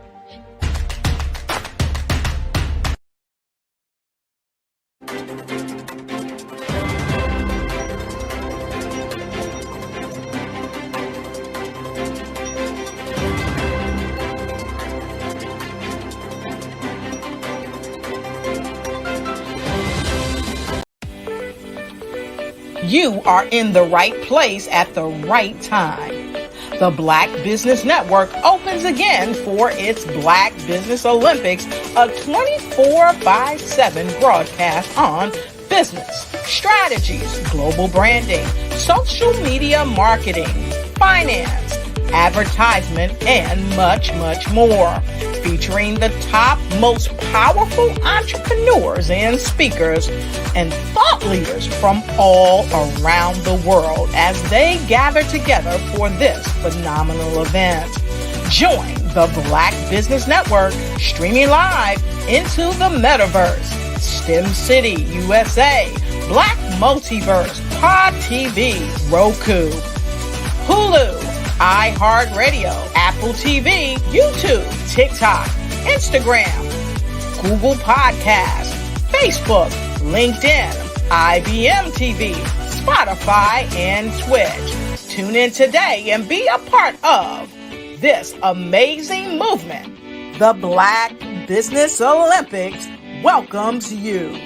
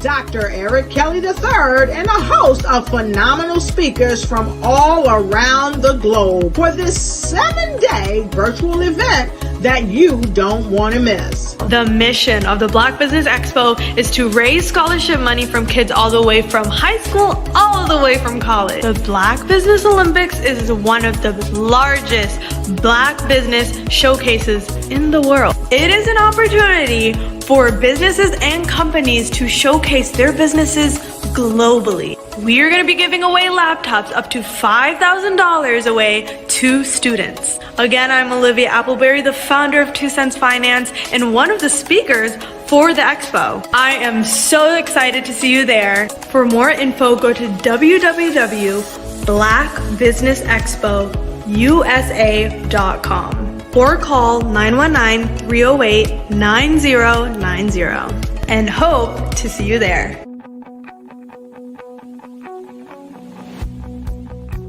I am Black business.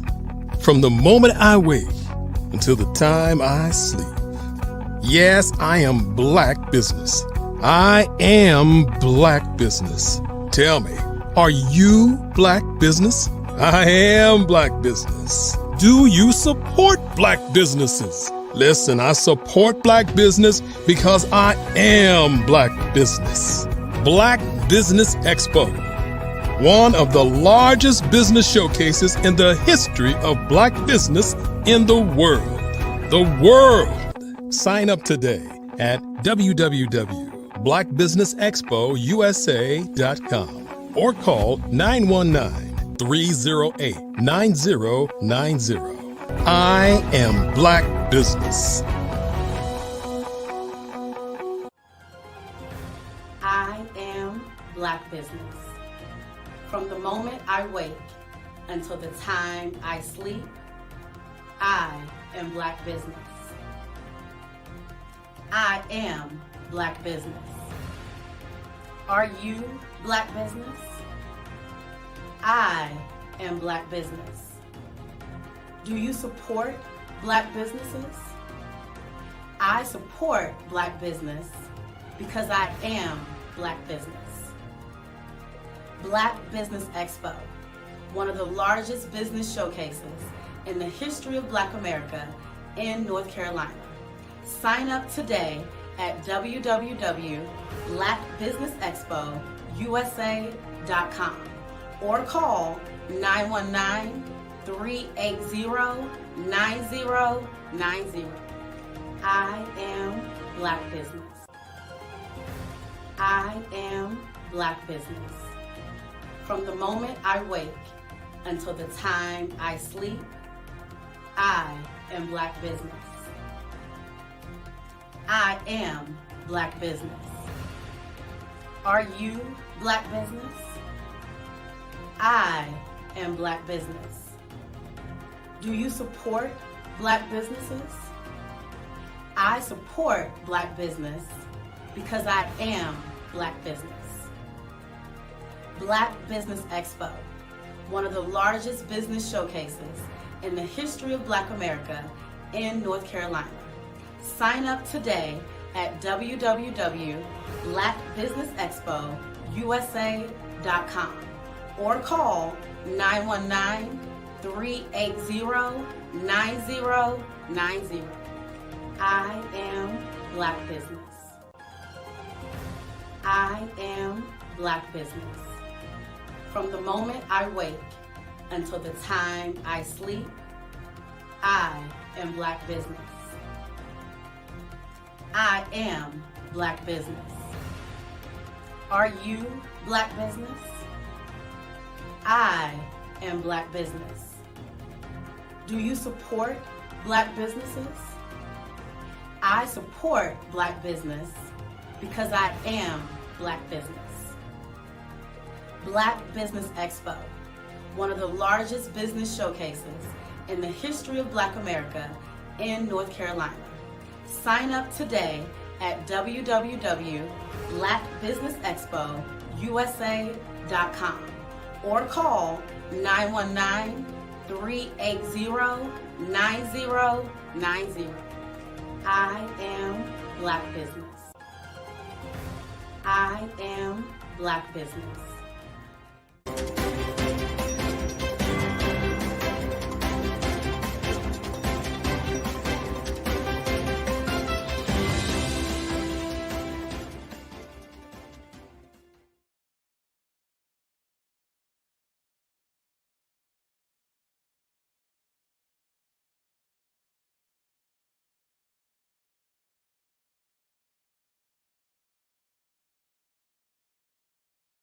Hello, I am Dr. Eric Kelly III, the visionary strategist and founder of the Black Business Olympics. I invite you to showcase your Black-owned businesses on the Black Business Network global stage. The Black Business Olympics is a global Black Business Network platform that propels Black-owned businesses into the international spotlight. By showcasing your business on the Black Business Olympics platform, you can reach a worldwide audience of potential customers, partners, and investors. You can also establish yourself as a thought leader, an expert in your field, attract lucrative partnerships, and more speaking engagements. In addition, the Black Business Olympics platform provides a valuable opportunity to connect and collaborate with like-minded entrepreneurs and business professionals from around the world. This can lead to new business opportunities, ideas, and relationships. Finally, by sharing your story and expertise on the Black Business Olympics platform, you can inspire and empower others. This is a powerful way to make a positive impact on the world and leave a lasting legacy. If you are a Black-owned business owner, I encourage you to seize the opportunity to showcase your business on the Black Business Olympics platform. It is a once-in-a-lifetime opportunity to make an indelible mark on the world. Be one of the 1,000 visionary entrepreneurs who are changing students' lives, shaping industries, and leaving an unforgettable legacy for their families. Unleash your voice on our global stage and watch your business thrive. Black Business Olympics is one of the largest Black business showcases in the history of Black business in the world. Yes, the entire world. Just give me a call today at 919-308-9090. Are you a forward-thinking entrepreneur or business owner? The world is changing faster than ever, and it's time to pivot and adapt to the future. Hello LLC is here to help you do just that. Hello stands for helping enterprises leverage leading-edge optimizations. Our innovative solutions can streamline operations, reduce overhead costs, and give you a competitive edge in a market projected to reach $5 trillion by 2030. By pivoting to the metaverse, businesses can tap into a rapidly growing market that is projected to be a significant part of daily life for 25% of Americans by 2026. As a full digital metaverse agency, the Hello LLC can help you create custom solutions to streamline operations, increase productivity, reduce costs, and drive brand recognition. Why should you pivot to the metaverse with the Hello LLC? By leveraging cutting-edge technology, you can provide immersive experiences for your customers, expand your global reach, and unlock new revenue streams. Contact us today to make the pivot.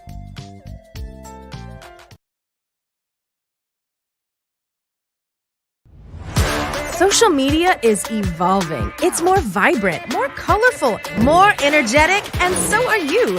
It's not just photos anymore. It's video, it's audio, it's subscription.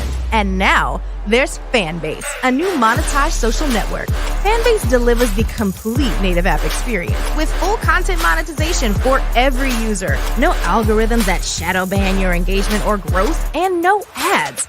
Follow anyone for free and subscribe directly to your favorite creators for $4.99 a month. Plus, show some love by tipping on any post. Also, make a Fanbase page and monetize your content the same way. Finally, connect with your followers by posting the amazing content you already create. And now, get paid for it. It's time to energize and monetize. Because everyone's a fan of something, and everyone has a fan base.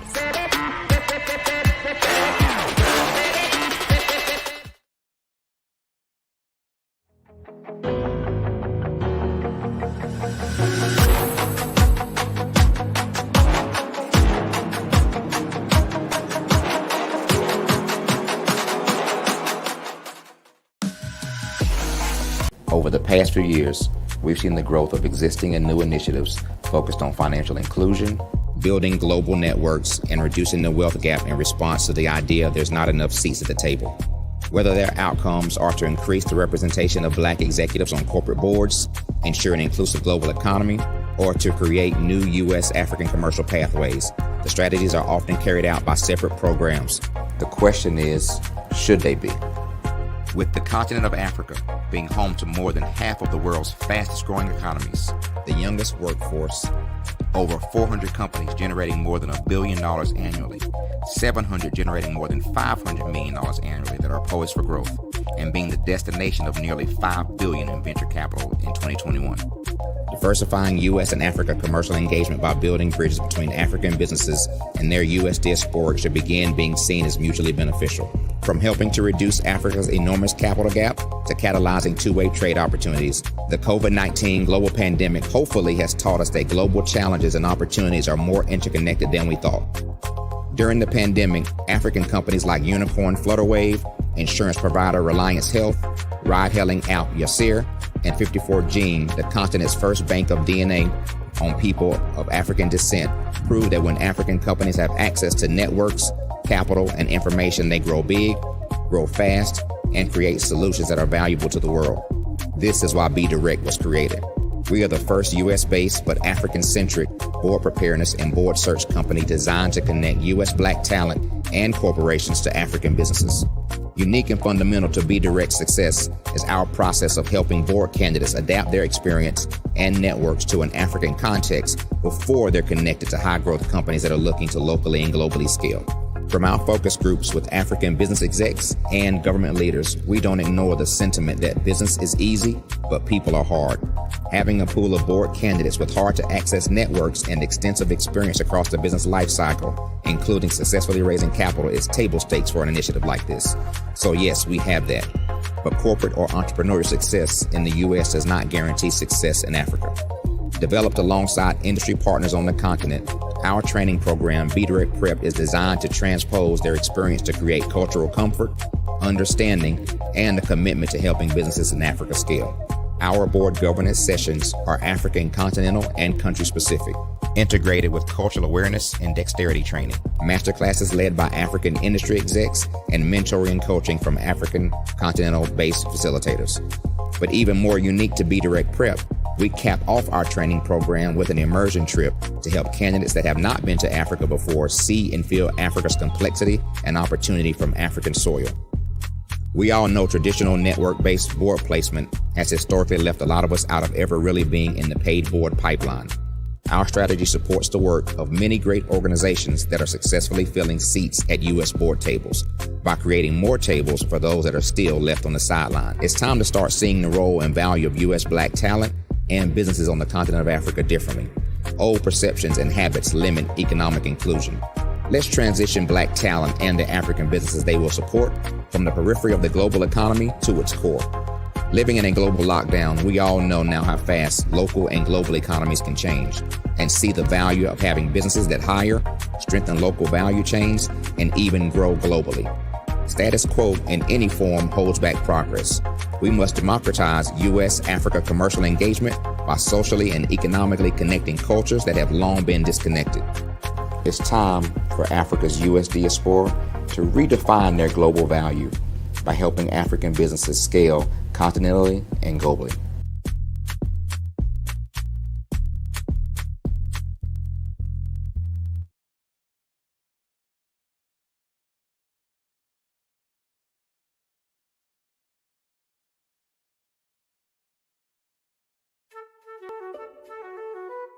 This is Dr. Arnold T. Petsworth. He's the owner of Petsworth Vet World, a veterinary clinic in Hopton, Connecticut. His patients include dog, cat, frog, fish, Goldie, dog, and this alpaca. Due to doctor-patient confidentiality, we can't tell you their names. Business at Vet World was steady, and then quarantine hit. Neighbors brought new four-legged friends into their homes. Bunnies.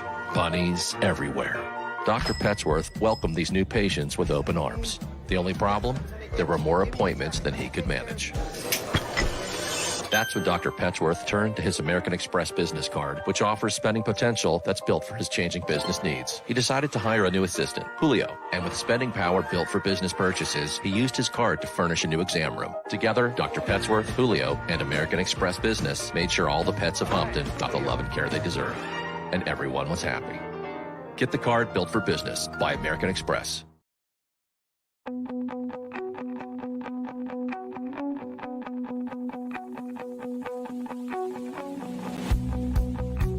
I am Black business. From the moment I wake until the time I sleep. Yes, I am Black business. I am Black business. Tell me, are you Black business? I am Black business. Do you support Black businesses? Listen, I support Black business because I am Black business. Black Business Expo, one of the largest business showcases in the history of Black business in the world.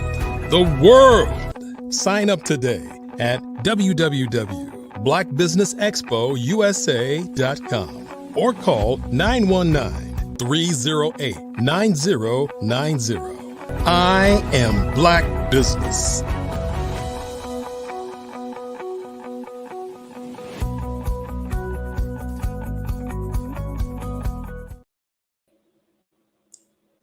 Good afternoon, business owners, entrepreneurs, thought leaders, and corporations. Welcome to the Black Business Network. My name is Dr. Tabitha Russell. I am your business moderator for this evening on the Black Business Network. The Black Business Network is a 24-hour business network showcasing Black businesses, business owners, entrepreneurs, and thought leaders worldwide. We have speakers from North Carolina, London, Singapore, Africa, Japan, and cities all over the United States. The Black Business Network is a global community sharing its business knowledge to empower, inspire, and educate businesses about business. Our keynote speaker is Miss Melanie Perry, and she has been helping people create sustainable wealth by making wise decisions for over 2 decades as a certified financial planner.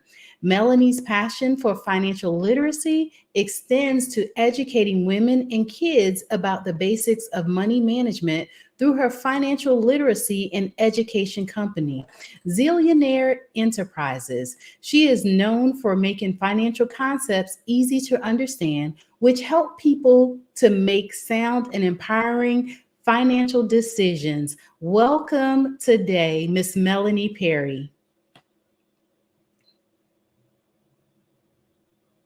Here, Dr. Tabitha. It's a pleasure and an honor to always be present for the Black Business Olympics. Yes, thank you so much for joining us on today. And I'll leave you with Genius is Common, and I'll see you on the other side.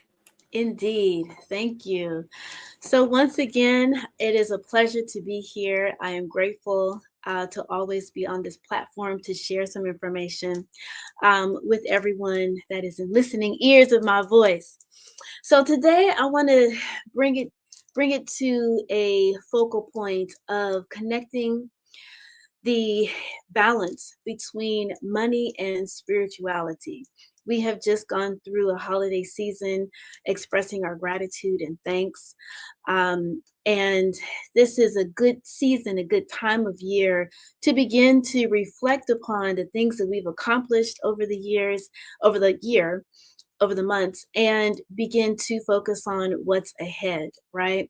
So oftentimes for those of us who are spiritually grounded, heart-centered, and focused on bringing added value to this world, to our family, our friends, and to this world, sometimes we go through a tug of war between our desires to want more and not wanting to look like those who have a whole lot. You know what I'm saying? This is the Black Business Olympics, right? So y'all know what I'm talking about. And so with this particular tug of war that we encounter when it comes to wealth, when it comes to achieving financial success, it impedes our ability to actually achieve abundance and to be in alignment with our Creator on the level of abundance. So I'm going to open up our conversation today, our discussion on money and spirituality. So tell me, is this true or false? Money is the root of all evil. Now, if there were comments happening, maybe there are comments, I can't see them, but if there are comments going on, I bet you many of you are saying true, true, true, true, true, true, true, T, T, T, T, T. It's actually false. In Timothy, 1 Timothy chapter 6, verse 10, it reads, the love of money is the root of all evil. Not just money. Because see, money is actually energy. Money is an outer expression of your energy. You are energy. Our bodies are composed of hundreds of thousands of neurons, which are nerve cells that send and receive signals all throughout our body, kind of like the game of telephone. And they're building blocks for all of a good 70,000 thoughts that run around all in our head each and every day. And using about 100 billion neurons that connect more than 500 trillion points through synapses, which is like a highway, that travel at an extremely fast speed, around 300 miles an hour. So these thoughts are firing away that fast and in that volume. And the signals that travel through these interconnected neurons from the, interconnected neurons composed of our memories, our thoughts, and our feelings. And a good 90% of those thoughts are repetitive. So it's better, I tell people all the time, it's better to focus on the things that you want versus the things that you don't want.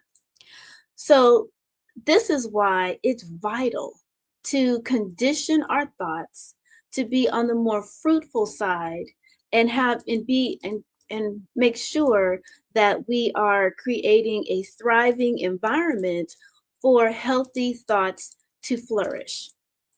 So doing things like detoxing our bodies, detoxing our friends, putting boundaries around who we engage with, being mindful of our working environment, whether we own our company or we're in a 9-to-5 environment.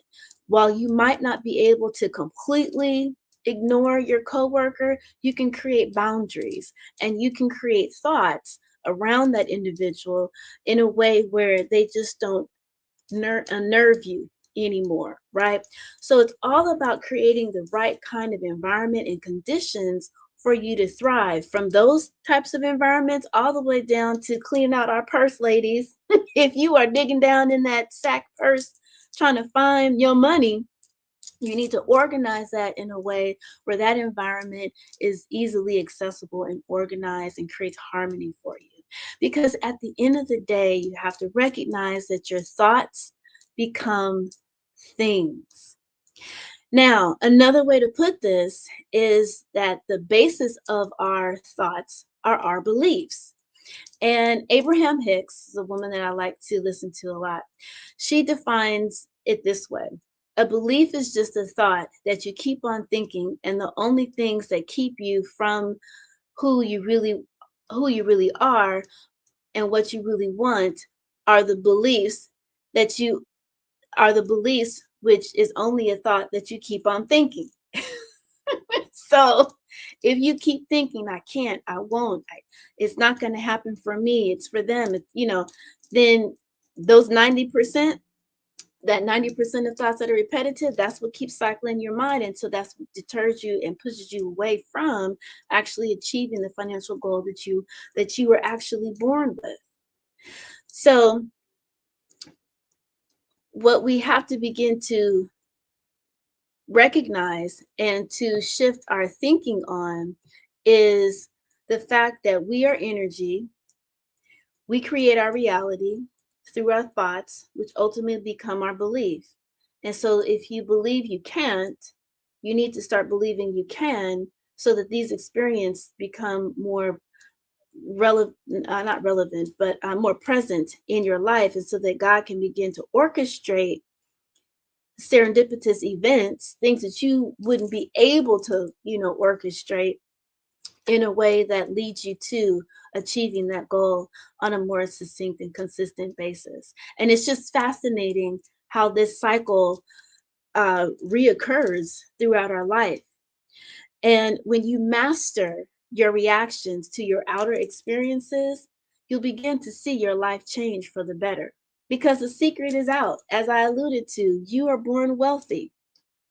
By knowing that you are born wealthy, it puts you in a better space to effectively navigate and convert your inner wealth into its outer equivalent. Because guess what? The colonizers and their descendants have had a very good understanding of this fact. And they have got this down to a science to control, manipulate, and dominate for over the past 600 some odd years. Since, I would say, when the Portuguese got going around the 1400s. So with this distorted pursuit of wealth that disgusts spiritually grounded individuals like ourselves, it compels us to kind of repel money and wealth and riches because of how they have really distorted their inner talents and used it in manipulative, demeaning, offensive ways. But money doesn't have to be pursued in a way that in the expense of other people. Wealth, money, riches can evolve out of us in ways that continue to uplift and expand. The very definition of economics is to exchange human capital, meaning our gifts, our talents, and our skills that we were born with, into products and services that we can use. And when done correctly, it's efficient, it's not wasteful or harmful, and adds value to the greater good. When you look at just about every last indigenous society before the colonizers took root, they were living in a harmonious, sustainable, abundant, bellyful environment. And it wasn't until that distorted pursuit of monetary wealth that was devoid of human feeling, shall we say, it was just so selfish, did that pursuit of wealth get distorted. But I'm here to tell you, as a consistent member presenter on Being the Black Business Olympics, we know that we are in the midst of sustainable change to go back to our roots. And given that we are woke, awakening, and learning how we can combine our natural gifts and talents and skills collaboratively amongst ourselves, and then holistically begin to affect change and actually understand their system so that we can master it and then use it to our benefit to affect our power. As we begin to understand that, it's on and cracking, right? The train has left, the boat has shipped out, the planes have launched.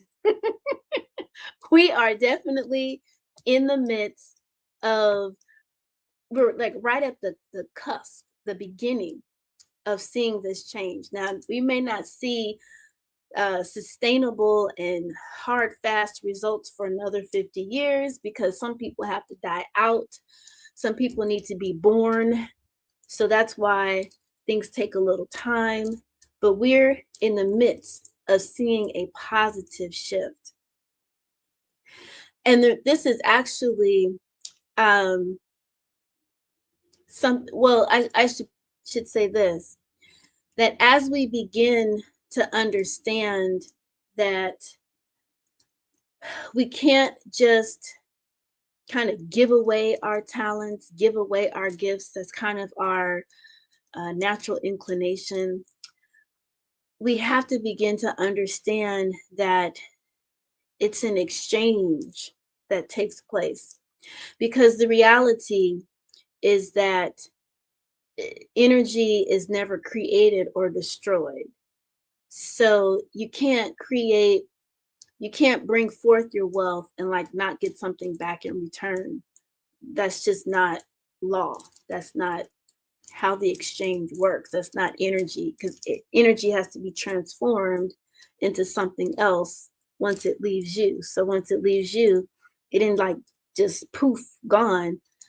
Something has to come back, to you.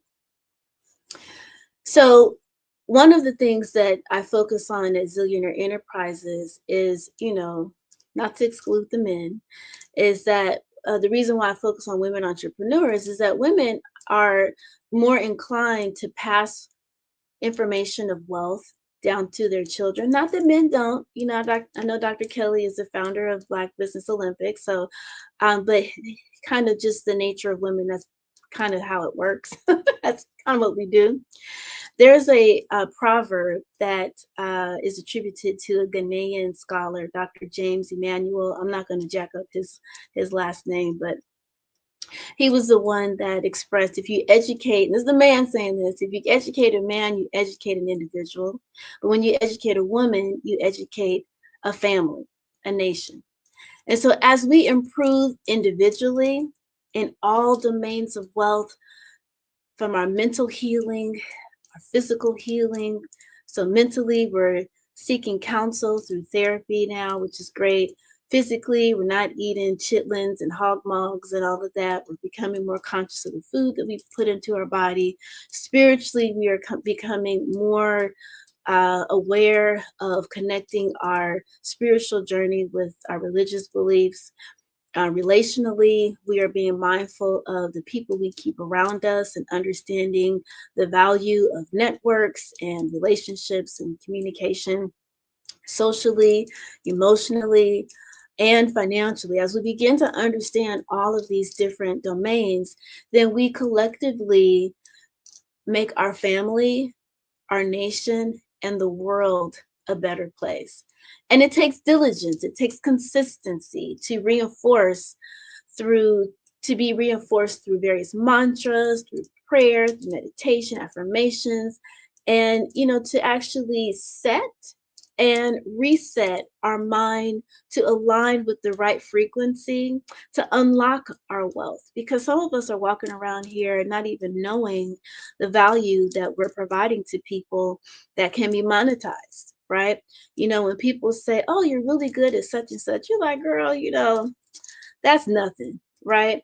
It isn't nothing. It's something that people value and appreciate about you, and something that can be monetized. So we have to begin to not necessarily penny pinch people to death, so to speak, but be mindful of how we can effectively create a harmonious exchange between what we were born with and what we bring to the world, to make sure that it circles back. And I'm going to share with you all monetarily how that works in a way that is harmonious and in alignment with our spiritual beliefs and our religious beliefs. So our environment, through media, friends, family, social status, living space, workspace, all plays a part on supporting our goals or defeating them, right? So the critical factor to remember is that you have to recognize, you have to know that you are your greatest asset, because your wealth lies from within. You are a spiritual being having a human experience. You are divine because you were made from the divine. All of those neurons that are zip zapping away all throughout your body is energy. And people who have been able to heal, there's people out there including myself, who have been able to heal their body by simply telling themselves, I am healthy, I am whole, I am healed. When the doctors may have told them, you've got 6 months to live. Now, the doctor never told me I had 6 months to live, but when I was detoxing my body of fibroids, they tell you, oh, well, you got fibroids. Let's wait 6 months and see if they get bigger. What kind of madness is that? So I went through my process to tell myself I am healed, I am whole, I am fertile, I am healthy, and I seek assistance from an herbalist to get God's remedies. And I incorporated that. I began to ground, and 3 months later, actually, I had an exam, and what the 4 or 5 fibroids that I had turned down to one small dime size fibroid, and they were surprised. And I told them what I did, and their mouths just about dropped on the floor. So we know that through God's medicine, through the power of thought, through prayer, mantra, affirmations, we can heal ourselves. We have the power from within to affect those types of changes. And knowing that our thoughts are powerful energy sources. This energy is what makes you unique, being full of endless possibilities. That's why, when you think about the hip hop industry and how really music, Black music, and how other folks snatch it up. Well, we just keep creating more, so it's kind of like, yeah, y'all think you have the, what is not blues, but jazz, now hip hop is worldwide. We just keep creating. We just keep creating, right? Because it's endless. There's endless possibilities. And that's why what's for you, no one can take away. What God has for you, no one can take away from you. Because again, remember that energy is never created or destroyed. It's just transformed. And so money is energy. And when you shift your talents, skills, gifts into its outer equivalent, into a product or a service, the exchange is money. So something that is interesting to kind of note here is that when we think about success, right? Sometimes we're in our business and our business is kind of like a hobby, and we're not really focused on making multiple millions of dollars within our business. So, if I make an extra, oftentimes the goal is to just try to make, $10,000, and we haven't $10,000 a month, and we haven't necessarily put forth the full effort in fully monetizing our skills, talents, and resources in a way that is to its actual equivalent, because we're infinite, right? So we're abundant.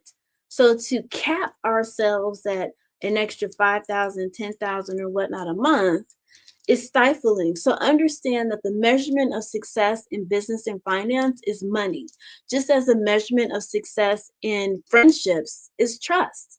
The measurement of success in spiritual relationships is unshakable faith. And your mental wealth is your reaction to things that you can't control.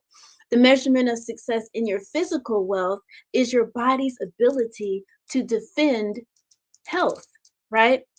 So we have to understand that when we are assessing our success in various domains of wealth, what the anticipated or expected outcome should be.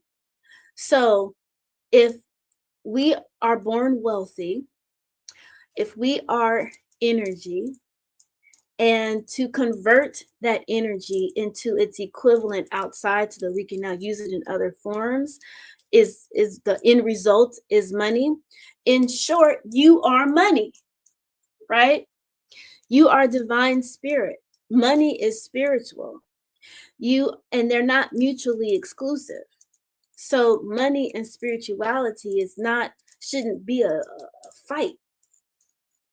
You are spiritual, and by you bringing forth the goodness from with you into its outer equivalent is a spiritual process. I mean, just think of the learning lessons you've gone through in your life up to this point, right? Remember, money is a tool. Money is a conduit. It's why it's called currency. Energy that can be transformed into an asset to generate more money or another product or service. That's the circulatory effect, right? Just as energy is in constant flow, even though, trying to understand this concept is interesting, because even something as solid as a rock to the naked eye is actually still in constant movement. So I learned this idea of everything is energy when I took an African American spirituality class at Spelman. And later I learned that the science behind the reality that everything is in constant flow is quantum physics. And so it informs us that essentially these particles in a solid state are vibrating from a fixed position. This is how I'm beginning to understand it, at a very low temperature in comparison to particles in liquid, which are moving. They're not fixed to anything. So that's why we can see the flow of water. We can see the flow of even air, the wind blowing consistently. We can see those things because the particles are not fixed to anything to kind of slow that movement down. It's just very fascinating.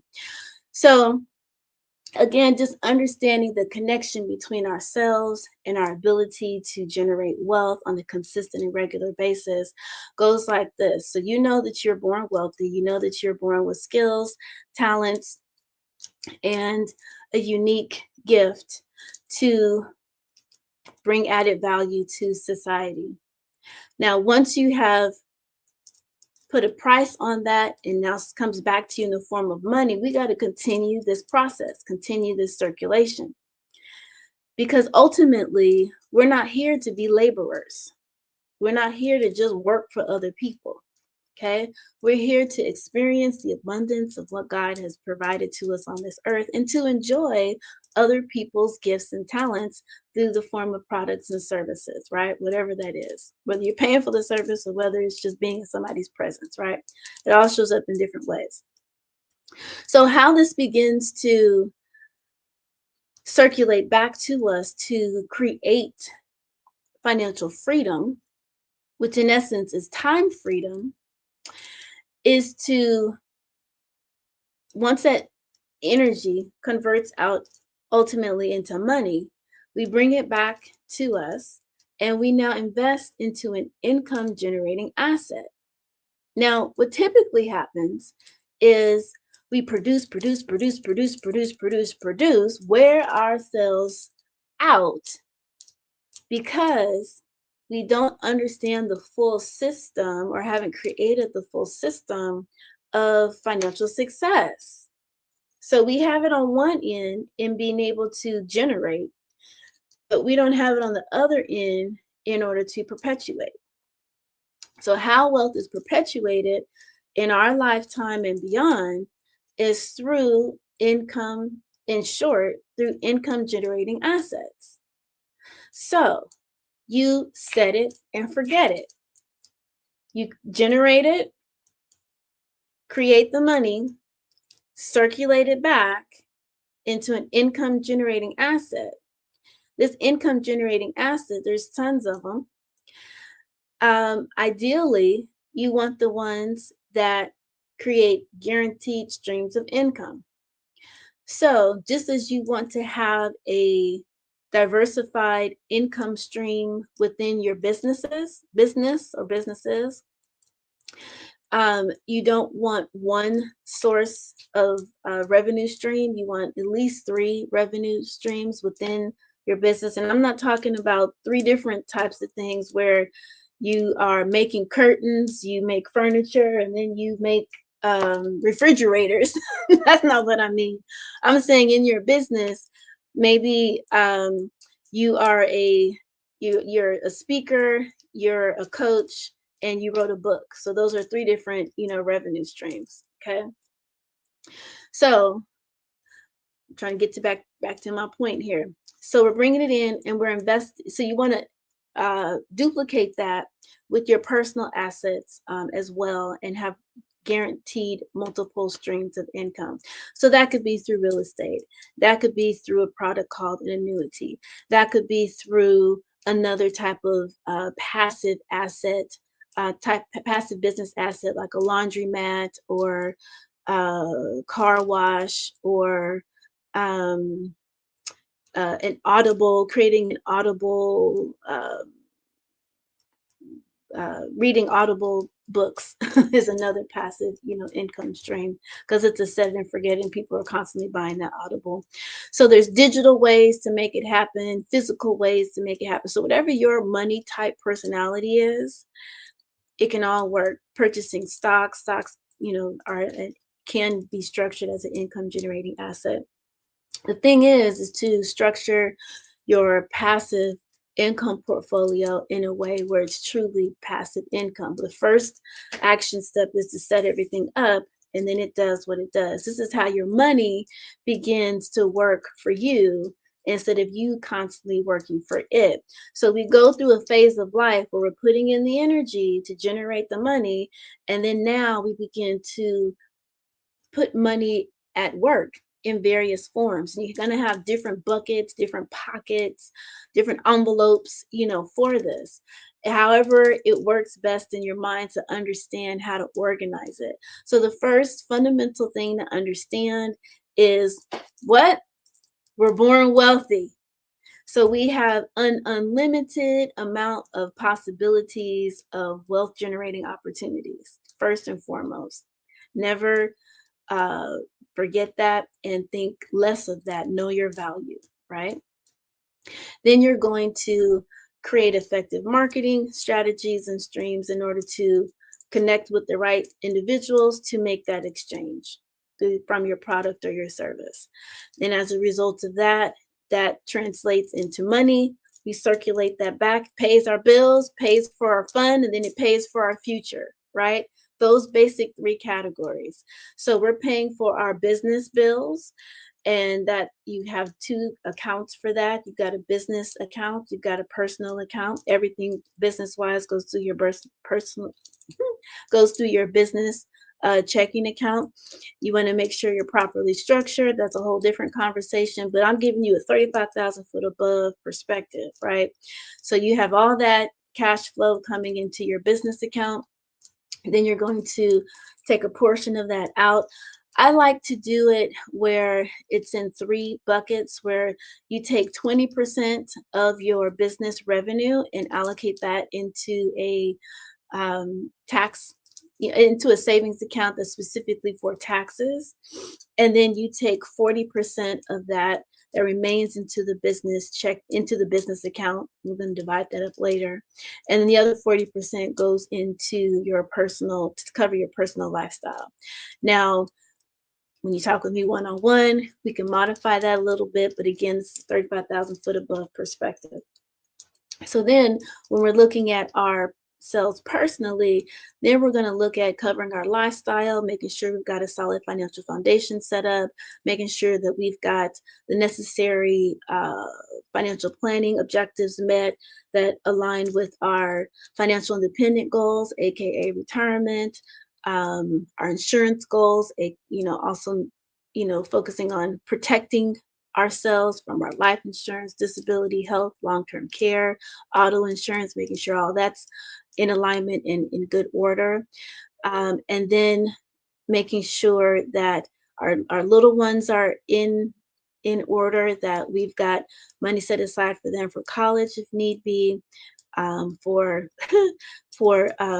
elementary school, and high school, those types of expenses, but travel, all that stuff is taken care of, right? We have particular allocations, particular buckets, products, and have that money working for us. You don't want 100% of your personal expenses to fall under the business. There's ways in which to make that happen, but you have to be really take really good notes on making it clear of what was business with that, because you can go on a business trip and expense that, and that business trip was also part family, but you need to make sure you handle those types of activities very clearly. There's a whole process in that. You can't just say, hey family, we're going to Disneyland, right?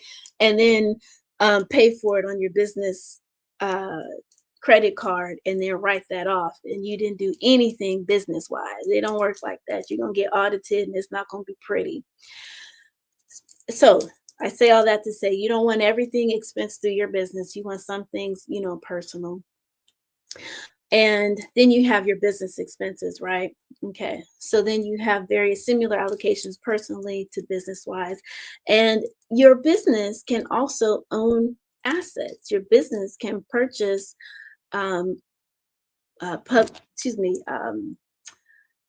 publicly traded companies. Your business can have a health insurance plan, a high deductible health insurance plan, so that you can take advantage of the health savings account and deduct that through your business. Your business can have a retirement plan set up, even though as entrepreneurs, we're not going to be retiring, but we want to position ourselves in a way where we're financially independent. And if we wanted to, we can, because we've got some stepping stones and building stones set up. And besides, retirement plans are a tax strategy, whether you quote use the money to quote retire, or not work, at all. So it's we have to be mindful of the tax strategies. Okay, so once we get to a point where we have filled up all these buckets, so our survival is taken care of, our comfort is taken care of, we get to a point now where we can give on a more substantial basis. All along we've been giving. That's just our nature as spiritually grounded individuals, humans having spiritual beings having a human experience. We're going to give no matter what. But now we get to a point where we can give more strategically, because all of our needs and more are met. So now what? This is where private foundations come into play. This is where charitable giving, donor advised funds, charitable giving strategies, charitable trusts become a factor, and we're able to now make a substantial and significant impact in causes and concerns and communities that matter to us most. And it's a beautiful spiritual experience. Awesome. Thank you so much with all of the Thank information you. that you shared here on today. I can just say that you gave out definitely a wealth of information. How is it that people can contact you?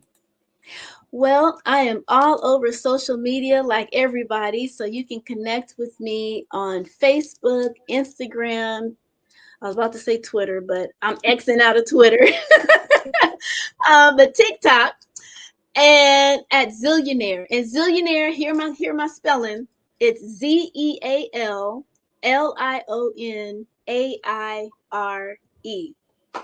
You can find me on any of those channels through that handle.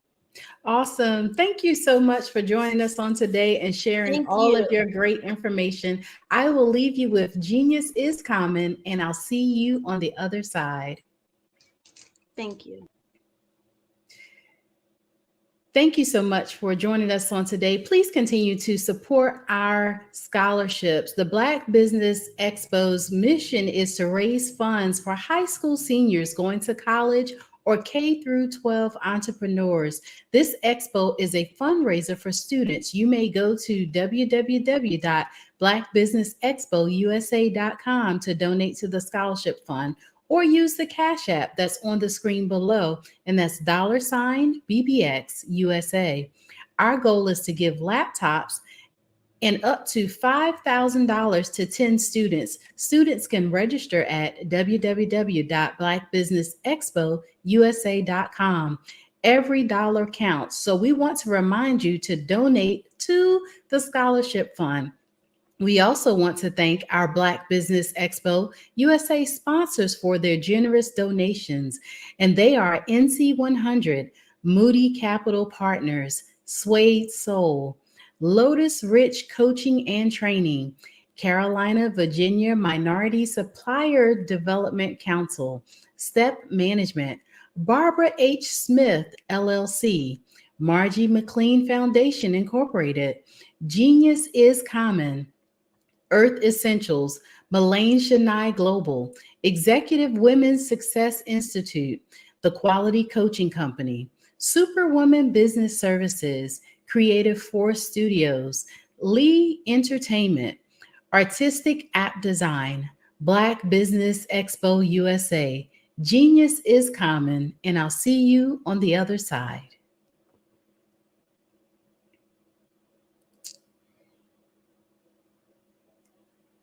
I'd like you to imagine with me, if you will, opening an app where you can collaborate with like-minded individuals from around the world, get inspiration and in-app tools to launch and grow your business, as well as share your knowledge and earn compensation, all in one app. Well, the name of that app is Truso, short for Truly Social. Hi, I'm Matthew Newman, the founder and CEO of Truso, a new concept in social media. Truso is designed from the ground up to be a platform that's both social and empowering for all its users. How exactly do we do that? I'm glad you asked. First, Truso brings the world together via video. Psychologists assert that video provides a significantly more effective connection than audio only. When you enter a community on Truso, you're face to face. Second, on Truso, you don't have to have 1 million followers to monetize. Our business model allows all hosts and moderators to monetize, no matter the size of your following, by 1, producing fee-based content, and 2, inviting others to join the platform as subscribers. Even more, Truso has an in-app resource library with over 100 free resources, forms, and documents to help you build your brand and grow your business. Third, Truso is inclusive. The deaf and hard of hearing communities make up 360 million people worldwide. Unlike audio-only apps, Truso embraces this community, providing a networking platform that allows them to participate via video and closed captioning. We even have a deaf and hard of hearing foundation in the works as well. Fourth, Truso is both social and safe. We refer to Truso as a virtual extension of the beauty shop, barbershop, and brainchild of the community. A place where there's laughter, along with wisdom, growth-oriented conversation, and genuine connections in a safe space.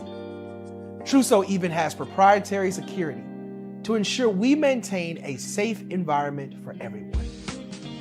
Where are we at now? Truso is live, y'all. We've launched in beta, and we're acquiring users daily.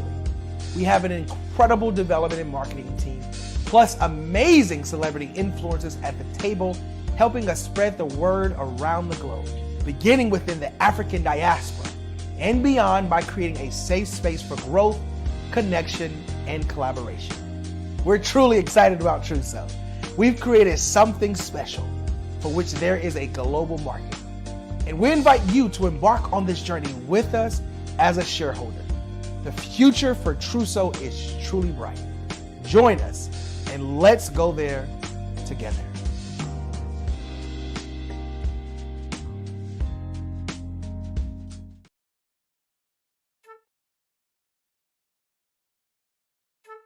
This is Dr. Arnold T. Petsworth. He's the owner of Petsworth Vet World. Business was steady, but then an influx of new four-legged friends changed everything. Dr. Petsworth welcomed these new patients. The only problem, more appointments, meant he needed more space. That's when Dr. Petsworth turned to his American Express business card, which offers flexible spending limits that adapt with his business. He used his card to furnish a new exam room, and everyone was happy. Built for Dr. Petsworth's business, built for your business, Amex Business.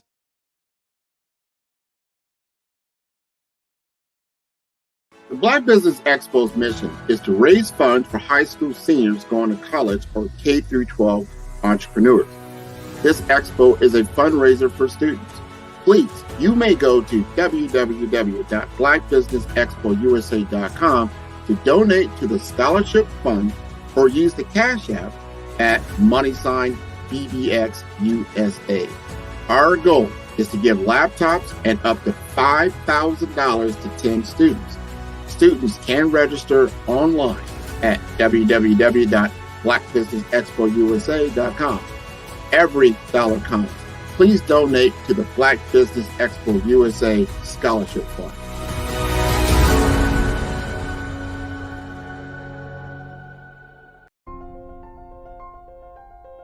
What if you could build your own city?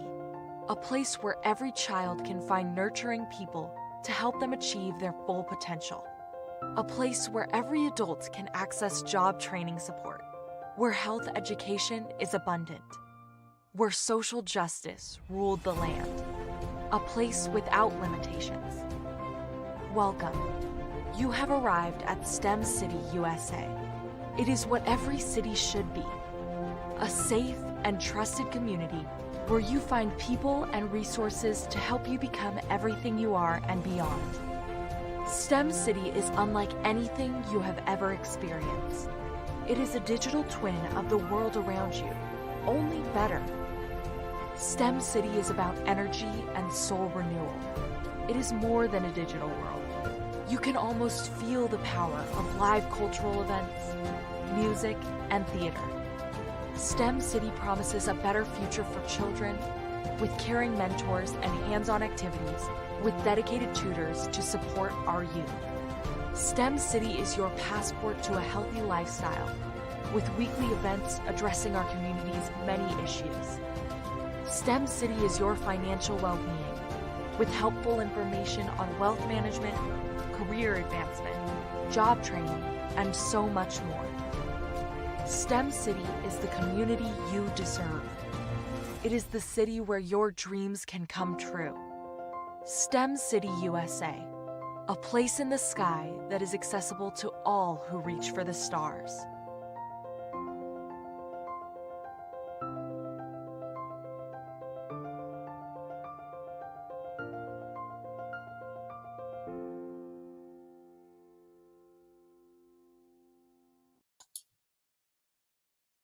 Hi, I'm Barbara Smith. Genius is common. My genius is executive coaching and professional corporate training. As the master executive coach and corporate training ambassador for the Genius is Common movement, I help business owners craft their stories in such a way that you know exactly what they do, what they have, and what they bring to the table. Many times as business owners, we are asked, so what do you do for a living? And we could be crushing in our businesses, but we're not quite sure exactly what to say in a short amount of time. Well, I help you take those stories that are the reason why you're in business and why you're so passionate about your business and craft them in such a way that people are drawn to you, as opposed to being repelled by you. Because every conversation, every time you talk to someone about your business, you are excited about it. But are you really conveying what you do, what you have, and what you bring to the table? And do really people understand why you care so much and why they should care that you have the solution to their problem? Well, I'm here to help you with that. As a master storyteller, I can help you with your stories and spin them in such a way that they are intriguing and fascinating. People want to listen to you talk about your business. That's why at the Genius is Common movement, I am the master executive coach and professional training ambassador. That's my genius. And genius? Oh yeah, it's common.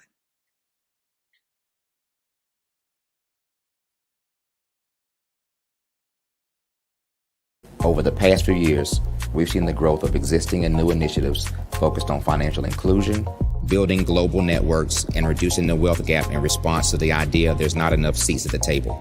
Whether their outcomes are to increase the representation of Black executives on corporate boards, ensure an inclusive global economy, or to create new U.S. African commercial pathways, the strategies are often carried out by separate programs. The question is, should they be?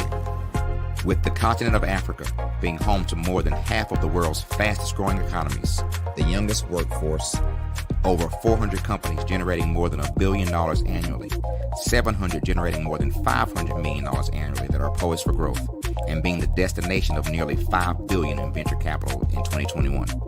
Diversifying U.S. and Africa commercial engagement by building bridges between African businesses and their U.S. diaspora should begin being seen as mutually beneficial. From helping to reduce Africa's enormous capital gap to catalyzing two-way trade opportunities, the COVID-19 global pandemic hopefully has taught us that global challenges and opportunities are more interconnected than we thought. During the pandemic, African companies like Unicorn Flutterwave, insurance provider Reliance Health, ride-hailing app Yasir, and 54Gene, the continent's first bank of DNA on people of African descent, proved that when African companies have access to networks, capital, and information, they grow big, grow fast, and create solutions that are valuable to the world. This is why Be Direct was created. We are the first U.S.-based but African-centric board preparedness and board search company designed to connect U.S. Black talent and corporations to African businesses. Unique and fundamental to Be Direct's success is our process of helping board candidates adapt their experience and networks to an African context before they're connected to high-growth companies that are looking to locally and globally scale. From our focus groups with African business execs and government leaders, we don't ignore the sentiment that business is easy, but people are hard. Having a pool of board candidates with hard-to-access networks and extensive experience across the business lifecycle, including successfully raising capital, is table stakes for an initiative like this. So yes, we have that. But corporate or entrepreneurial success in the U.S. does not guarantee success in Africa. Developed alongside industry partners on the continent, our training program, Be Direct Prep, is designed to transpose their experience to create cultural comfort, understanding, and a commitment to helping businesses in Africa scale. Our board governance sessions are African continental and country specific, integrated with cultural awareness and dexterity training, masterclasses led by African industry execs, and mentoring and coaching from African continental-based facilitators. But even more unique to Be Direct Prep, we cap off our training program with an immersion trip to help candidates that have not been to Africa before see and feel Africa's complexity and opportunity from African soil. We all know traditional network-based board placement has historically left a lot of us out of ever really being in the paid board pipeline. Our strategy supports the work of many great organizations that are successfully filling seats at U.S. board tables by creating more tables for those that are still left on the sideline. It's time to start seeing the role and value of U.S. Black talent and businesses on the continent of Africa differently. Old perceptions and habits limit economic inclusion. Let's transition Black talent and the African businesses they will support from the periphery of the global economy to its core. Living in a global lockdown, we all know now how fast local and global economies can change, and see the value of having businesses that hire, strengthen local value chains, and even grow globally. Status quo in any form holds back progress. We must democratize U.S.-Africa commercial engagement by socially and economically connecting cultures that have long been disconnected.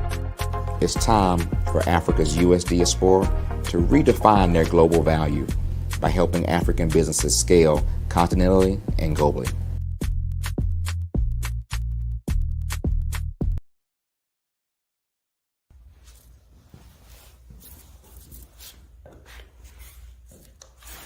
How you doing?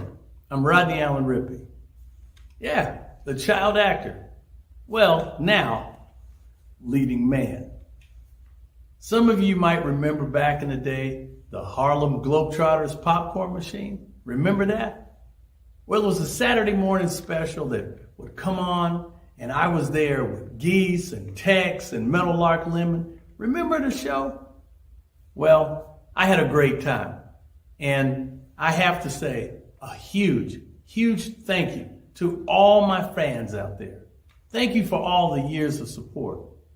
I went on from the entertainment industry. I started getting into producing and directing. And now, hey, here I am. I'm a studio executive here in Burbank, California at 2526 Studios. I have to say, it's been pretty good. But the best is yet to come. Please stay encouraged. Keep reaching for your dreams and never forget that genius is common. Remember that. Genius is common. No matter what anyone says to you, no matter how tough the road may get, keep striving. Keep reaching for your dreams. And always know that you are worth it. Everything that you put into yourself, everything good that you pour into your life, you are worth it. And when the times get tough, when things don't go exactly right, it's okay. Dust your shoulders off. Stand up strong. And remember, genius is common.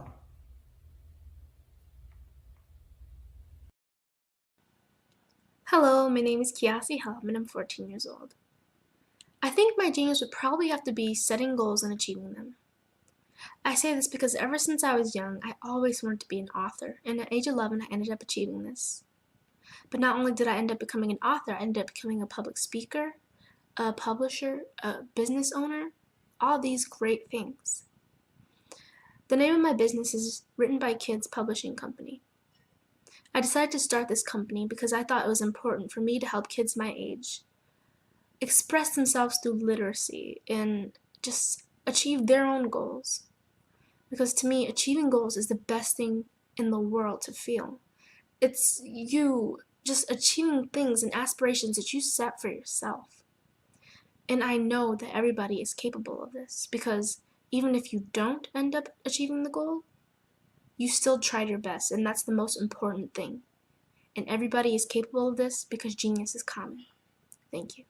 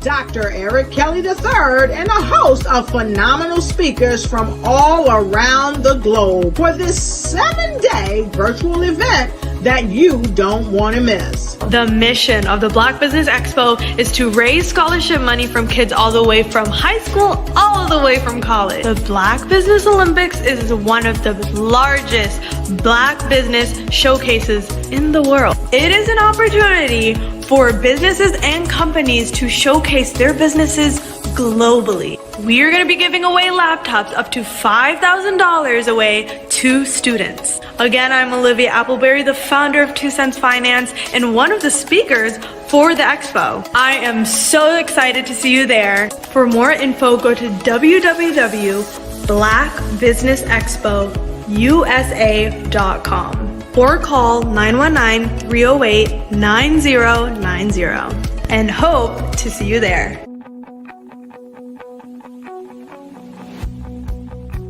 I am Black business. From the moment I wake until the time I sleep. Yes, I am Black business. I am Black business. Tell me, are you Black business? I am Black business. Do you support Black businesses? Listen, I support Black business because I am Black business. Black Business Expo, one of the largest business showcases in the history of Black business in the world. The world. Sign up today at www.blackbusinessexpo.com. blackbusinessexpousa.com or call 919-308-9090. I am Black Business. I am Black Business. From the moment I wake until the time I sleep, I am Black Business. I am.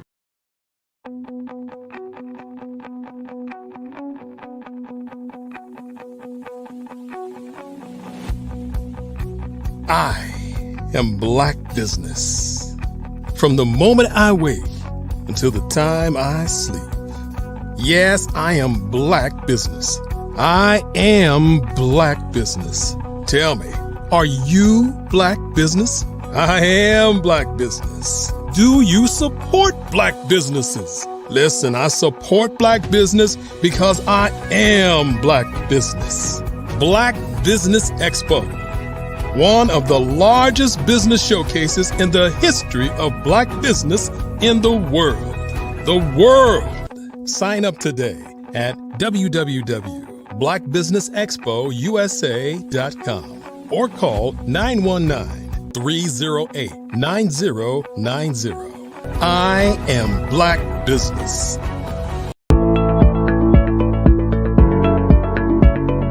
Prepare for what's coming and dominate in economic winter. Stand strong and thrive by showcasing your great products and services globally through the Black Business Network and Black Business Olympics. The Black Business Network has showcased over 2,000 companies with over $7 billion in sales each year. Over 10 million attendees have viewed the rebroadcast each month. Through the Black Business Olympics, unique styles of business training and mentoring are turning students into business owners and entrepreneurial warriors who will dominate in any economy. Gain the ultimate advantage of the Black Business Olympics, 7 days of unbelievable topics and speakers speaking around the globe. Donate your time and experience to provide expertise and scholarships to students worldwide and change the world. Now, more than ever, new insights, tools, strategies, and capabilities are needed. This is your chance for a major presentation to the world. Fill out the form and join the more than 2,000 speakers who have presented to over 200 countries. Join the Black Business Network streaming live into the Metaverse, STEM City, Black Multiverse Enterprises, Hulu, Amazon, YouTube, iHeartRadio, Apple, Facebook, LinkedIn, Pod TV, IBM TV, Spotify, and Google Podcasts. Sign up today. Spaces are limited, and we will see you there.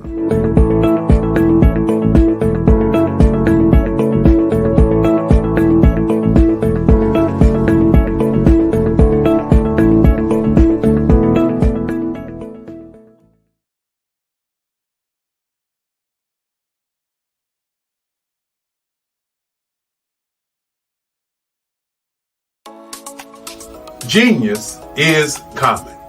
And my genius is I'm a visionary strategist. I am Black Business. From the moment I wake until the time I sleep, I am Black Business. I am Black Business. Are you Black Business? I am Black Business. Do you support Black businesses? I support Black business because I am Black Business. Black Business Expo, one of the largest business showcases in the history of Black business in the world.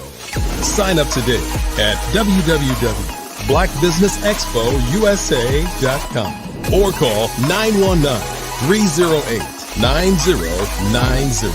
I am Black Business.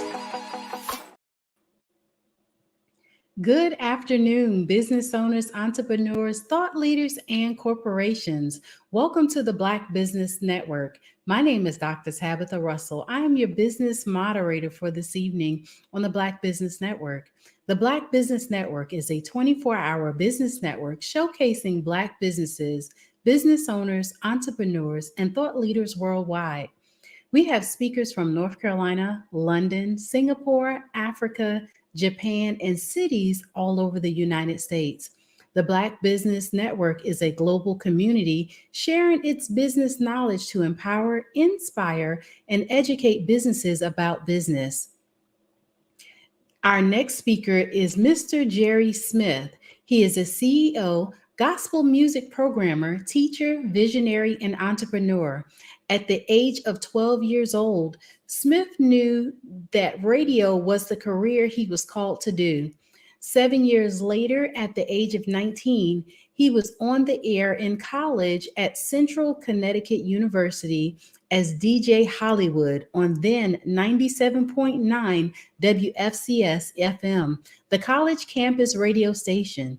In addition to Smith's love for radio, Smith has a passion to help bring people together and help them enhance their lives through motivation and information. Smith always stresses the message, knowledge is power, and the more you know, or the more we know, the more we grow. Welcome on today, Mr. Jerry Smith. You're on mute.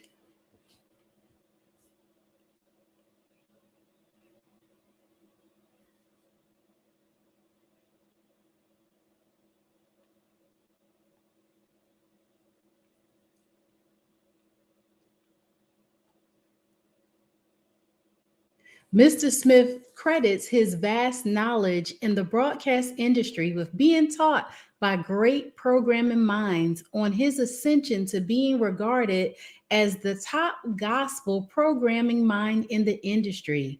Smith credits Jim McManus, both John Stevens and Henry Hinton, David Horn, Dick Shannon, Alan Sneed, Don Kelly, C.Y. Young, Jay Michaels, and Jeff Majors. Welcome, Mr. Smith. How are you today? Thank you. My apologies. The eyes aren't as strong as they used to be. I did not realize I was on mute running my mouth. But what I said was, thank you for that kind introduction. I hope you had an amazing Thanksgiving and a beautiful and awesome Thanksgiving Day weekend. Yes, it was absolutely amazing. I had the opportunity to travel and go see family. It was awesomely amazing. So let's jump right into this conversation on today. I'm so excited just reading your bio about how you have a love for the music industry. So tell me a little bit about the services that you provide. Yes, so I do multiple things. I'm now in my 39th year in radio and a little bit of television sprinkled in as well. And what my company does is actually what I've been doing all my career, and that's really helping people. So one of the things that I do, Dr. Russell, is I help people with their radio station to put on a quality product, to attract listeners, to listen for long periods of time. And usually that formula translates to earning more revenue through selling commercial advertisements by getting high ratings. Also, what I've done for 30 plus years is offer advice to artists on how to get radio airplay. Being an insider looking out, it's a lot different than being an outsider looking in. And getting radio airplay is extremely difficult. And so I try to explain to artists the best path 101 on to have success in getting radio airplay. And it really boils down to a great song and the quality of that song, the production, the vocals, the backgrounds. It's a whole lot to it. With technology today, a lot of people can go in their basement and build a studio and record some things, but they don't realize that they're competing against thousands of other songs and artists that are very good at it. And when you compare something that's not done in excellence and with great production, whoever's evaluating the music can hear the difference in 20 seconds. That's all it takes is, you know, whether it's a good song or a bad song in 20 to 25 seconds. So I help people to navigate that and stress the importance of really, really getting a return on their investment by doing things at a high level. Also, one of the things that I do is I help people book talent for events like concerts, workshops, preachers, speakers, outdoor festivals. That was something that I did for the company that I worked for nearly 19 and a half years. And when I launched my own company, I started to do that.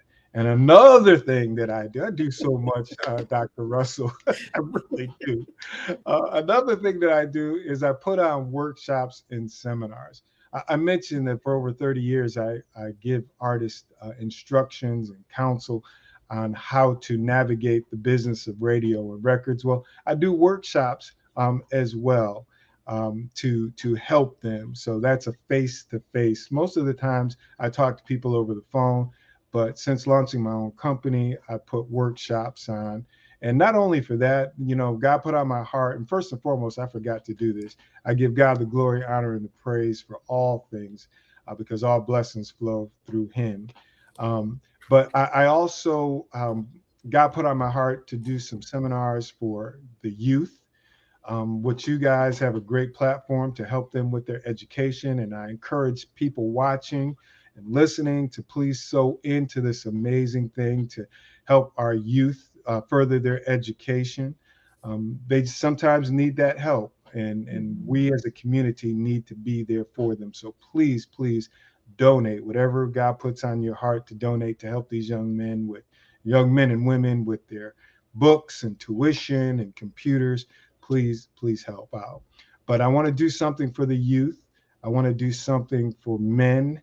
I want to do something for guys who are recovering from substance abuse as well. The thing with the youth, you know, I used to be an athlete like Dr. Kelly, played basketball in my younger days, both in high school and college. Also, I was a soccer player that got me into college, a scholarship to play soccer at Central Connecticut State University. And also, I was an amateur boxer, which really afforded me some great opportunities to travel all across the country and box. I was the captain of our college boxing club. We weren't really a varsity sport, but we were a club. So education is really, really important to me for the youth because I know what it has done for me. But I want to do something for young athletes, both male and female, because a lot of times they just focus on the sport and not the education piece. And there's so many young men and women who are so talented, but they don't really give the education part the attention that it deserves. So I want to bring in some former pro players, football, basketball, to talk to them about the importance of education, and not only the students, the kids themselves, but their parents as well, because a lot of times mom and dad are gambling on that child making it to the pros, you know, the NFL or the NBA. And if that doesn't happen from an injury or their grades were not good enough, then, you know, everybody's dreams are crushed. So to just make sure that they know to give that education part as much attention as the athletics. So, you know, that's pretty much it in a nutshell. I will say that was amazing. I also know that it's good that we diversify ourselves, right? And that we have a lot of things to offer people. So I can remember having a little bit of a career in radio and helping with the production side of things. So tell me this, and I didn't know at the time that I even had the voice for radio. So how did you get into the field? When I was 12 years old, God put radio in my heart. People told me I couldn't do it, wouldn't do it. Now, I come from a humble beginnings, the projects of High Ridge Gardens in Danbury, Connecticut, right on the New York state line. And, you know, God put that in my heart. It took me a minute really to understand it when I became an older person and God told me to share my story, my testimony, because I didn't tell people I was from the hood I didn't tell people there was domestic violence in my home, substance abuse, and I've seen everything that a kid shouldn't see. But God said, there are so many young men and women that I have great plans for that are being told that they can't do this and they can't do that, just like you. But look what I've done for you in your life and how your career turned out. So I started being transparent and sharing this story. But to answer your question, when I was 12 years old, God put radio in my heart. Really, I did it to meet the girls and the music and the concerts and all that stuff. That was what I was thinking. I wasn't thinking that God would get the glory out of my life. I didn't think I would be honored by our president, our chief commanding officer. I didn't think, or realize I was going to win all these awards and work with all these amazing people. But that's what God put it in my heart. And ever since I was 12 years old, I just pretended I was on the radio. Not 7 years later, when I was 19, I was on radio, college radio, Central Connecticut State University, DJ Hollywood. Never been to Hollywood in all my life, but that was one of my dreams. And from there, it just kept going and going and going. And now I'm celebrating over, approaching 40 years as a professional radio broadcaster. I don't even count my college years in radio, which was about a year and a half. So I've been doing this for over 40 years. That is amazing to be able to say that you've been doing any one thing for 4 decades. All right. So can you tell me, for somebody that's looking potentially to get into the industry today, because I'm sure quite a few things may have changed since you got into the industry. What is something that a person can do today to get into radio? It has changed so much, Dr. Russell. When I first started, it was, and you mentioned your voice, and you have a very beautiful voice. You have Thank a you. perfect radio voice. Thank you. But that's what it was. That's how you were evaluated, is on your voice, your enunciation, how well you communicated. And now it's more like just who you are and your personality and your voice. You don't have to have the perfect radio announcer's voice. When I first started, Dr. Russell, they told us to speak from our diaphragm and enunciate and project. Now just be you, because that's how we communicate and that's how we talk. We just talk normal to one another. And so that works in radio. Maybe 10 years ago, I would tell people to start off on a small station like an AM or FM, well, a small AM station. My first professional station was a little AM station. And that was a great place to cut my teeth. I eventually outgrew them. They kicked me out and said, "You've outgrown us. You can make more money than us." So I always told people that, but it's even easier now. Because you can launch your own internet radio station. It's harder to get a job, sadly, in terrestrial radio because there's so much syndication, so much automation. Radio companies now are looking to cut the overhead, keep expenses down. So getting a job as an on-air or part-time personality is a little more difficult now than it was prior to COVID, just being 100% transparent. But the cool thing is internet radio will allow you to do whatever God put on your heart, your dreams. It's very inexpensive to launch your own radio station and cut your teeth and just improve as you go along. But it's still not impossible to get on an AM or FM terrestrial station. That's what we call those stations, where they have the frequency is on the dial. But to me, it's the same formula. So I went to the Connecticut School of Broadcasting as well. And the Connecticut School of Broadcasting teaches you hands-on experience. You don't have to have a whole bunch of books. You don't have to do this. They just throw you in the fire. They coach you. They teach you how to front sell, back sell, set an appointment. This is all industry lingo. And you just do it real time. You could do that with internet. And then you can take your air check tape to a terrestrial radio station, an AM or FM station, and said, this is what I sound like on the air, and potentially get hired. So there's still opportunities if you do want to get on, AM or FM station, but it's just a little more difficult than it was in years past. Wow, wow, wow. Yes, I do realize that there's a lot of competition out there. I inadvertently got picked up by a radio station.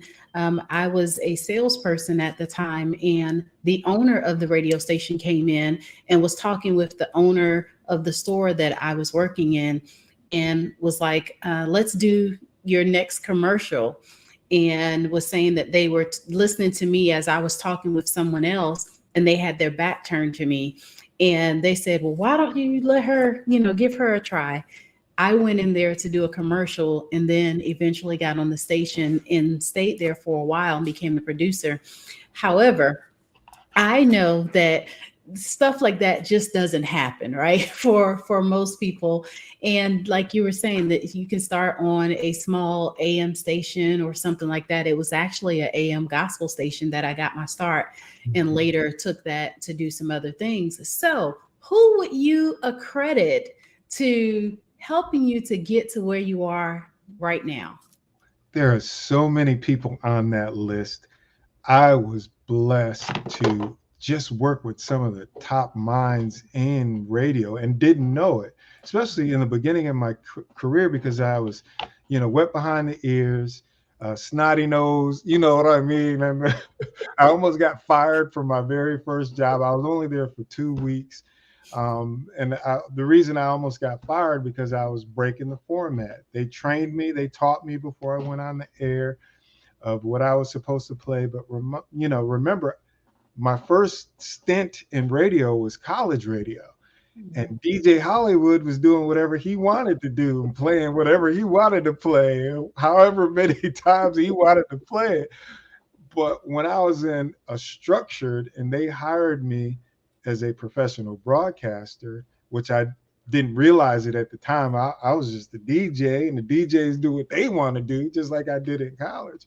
So Mr. Jim McManus, to answer your question, was the very first one. Jim McManus was the general manager of the radio station, and he called me in his office. He said, how long have you been doing radio? And I said 2 weeks, because I didn't count my college radio. And he said, so you know more in 2 weeks than I do in 25 years. Dr. Russell, I knew exactly where that conversation was going. I knew I was doing wrong. I wasn't following the format. You mentioned your first job was on a gospel station. Well, mine was too. And I was supposed to play Southern gospel, which I didn't like. I was supposed to play this kind of gothic chanting Christian music. I didn't like that, so I would skip that. All I wanted to play was the black gospels, the whinings, Shirley Caesar, that kind of stuff, and contemporary Christian. And so I only played those 2 categories out of about 7 or 8.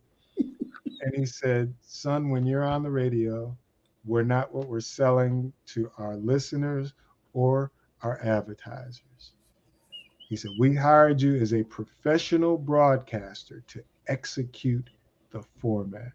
And so I said, but my listeners don't like that music, sir. Now, 2 weeks, and I'm telling him out of his station what my listeners don't like. So he said, listen, we hired you to be a professional broadcaster. We trained you. So you have 2 options. One, you can do it the way that we train you and continue to work here, or after this meeting, you can go home. I'll do it the way you train me, sir. Dr. Russell, I had no bass in my voice at all. No bass. And then a year and a half later, they kicked me out. They said I outgrew them. I could do really well, make more money at this. I was really, really good. And I was like, are they just telling me that, or do they really mean it? But that's, he's one. John Stevens, Dick Shannon, Jeff Majors is another one. Jay Stevens, Alan Sneed, Don Kelly. I attribute a lot of my success to those great radio minds. Dick Shannon, I think I mentioned Dick. Dick Shannon saw something in me that I never saw early in my career. And when he told me that I was going to go and do some great things, when he was promoting me, when I wasn't at this radio station very long, I was like, what is this man talking about? I didn't know at the time that he was one of the top radio programming minds in the country. Now, I didn't mention this, that I worked in, my first station was gospel, but I also worked in rock, classic rock. I worked in adult contemporary, which was playing Barbra Streisand, Kenny Rogers, Kenny Loggins, Journey, Jethro Tull. I mean, I worked in every format except country music and jazz. So I have a really diverse background, and all of these folks, both black and white, supervisors and program directors, were saying all this stuff to me, and I was like, why is everybody saying this? And they saw more in me than I saw in myself, and everything that they said really came into fruition. And for that, I'm just grateful that they sewed into me. I love it. I love it. I can remember, of course, my first interaction with being on a station. I'm forever grateful for that opportunity. So let's talk about paying it forward. What's one of your success stories of somebody that you helped to get into the industry, and or either that have benefited from the services that you offer? Great question. Well, the biggest success story is a young man named Richie Ballard. Richie is out of Greenville, North Carolina. And I have this thing to teach people and to help them. So Rich was a teenager, and he was one of two people that I took under my wings. And I used the Connecticut School of Broadcasting approach with these two people. So when my shift was over at work and it was towards the end of the day, they reached out to me and said, hey, I have an interest in radio. Can you help me? So I brought the guys in, and I would let them hands-on learn how to do radio. Rich went on to work in a couple of radio stations. He ended up coming to Raleigh, North Carolina, going to NC State. He did some radio in the market, but in the marketplace, but he also wanted to be an engineer. His thing was tinkering with stuff. Rich went on, he got bored with engineering, he got bored with radio. He went on to open up Verizon franchises and became a multi-millionaire. I mean, you just Google Rich Ballard. I think it's Ballot, and you guys can read up on him. And he's the biggest success story. I helped some other people who had zero radio background, same approach, brought them in the studio, taught them how to front sell, how to back sell, how to set an appointment, helped them put together an air check tape, and all of them got jobs with zero experience. One of them was with KISS 102 in Newberry, North Carolina. And the program director said, wow, we want to bring you on part-time. How long have you been doing radio? And he said, I've never done radio. And the guy was like, BK Kirkland, that's the program director's name. He said, well, how did you put this tape together? It sounds like you've been on the radio forever. And he said, Jerry, my name back then was Jerry Jam. He said, Jerry Jam helped me put it together. And he said, wow. He said, well, I'm still going to bring you on, but it sounds like you've been on the radio forever. And wow. There have been about 5 or 6 guys, zero radio experience, that I helped to get a job. And those are some of the success stories. That is amazing that you were able to take them. But I believe that those are sometimes the best learners as well. Nobody that have, they don't have any preconceived habits or anything like that. So tell me about one of the obstacles that you've had to overcome in the industry since you've been doing this. Wow. Well, I would say one of my toughest challenges was as I was ascending in my career. And this isn't easy to talk about. My heart was in urban radio. And when I was in white radio, they pushed you out of the nest. They're like, you've outgrown us. You need to get out of here. In urban radio, it was a little different. And part of the reason it was different was because of consolidation. So what happened in the late 80s was radio companies were able to buy more properties in the market. So before, prior to that, you can get mad at your job and quit and go across the street and get hired. In the late 80s, you couldn't go across the street because they owned you too. You know what I mean? So in urban radio, the program director would teach you enough to do a good job, but they wouldn't teach you to be equal to them or above them. They definitely didn't want to push you out of the nest, and they didn't want to be replaced by you. So the challenge that I had was people could see my potential, just like the white boys, and could see where my career was going to go. And they were threatened by that, even though I would never take anybody's job. I would never do anything callous, no crab in the barrel, because, I'm a God-fearing man and I know God doesn't like ugly. And if I do something devious to somebody else, well, that's going to happen to me. So a lot of times, because of my potential, people made things difficult for me to either run me out or try to get me out because they were threatened. And that was the most challenging. Some of the people that tried to get rid of me ended up getting rid of themselves. That's just how God worked it out. I was still able to continue to ascend, get promoted. My salary continued to grow and increase. But those were the obstacles. I had one guy who flat out told me, he said, man, we went, I quit after, I think it was 2 weeks. I just couldn't take it anymore because it was just unbearable. And I didn't want to work in that type of environment. And he ended up leaving. We both worked in Greenville, North Carolina. He ended up getting a job, and he was really good at V103 in Atlanta, Georgia, which is the giant urban radio station in that marketplace.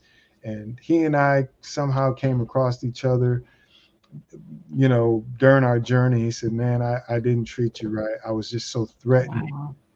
Wow. So talented, handsome guy. He just had the full package, and I was just insecure. And I know I was wrong for, trying to keep you down and squashing you and treating you the way that I did. That was very big of him to say that. But he was just one of several that I had that kind of situation with. Wow. I will say thank you for sharing that with us, as difficult that may have been at the time. Seemingly, the more that you're in an industry, the more that you learn over the course of time.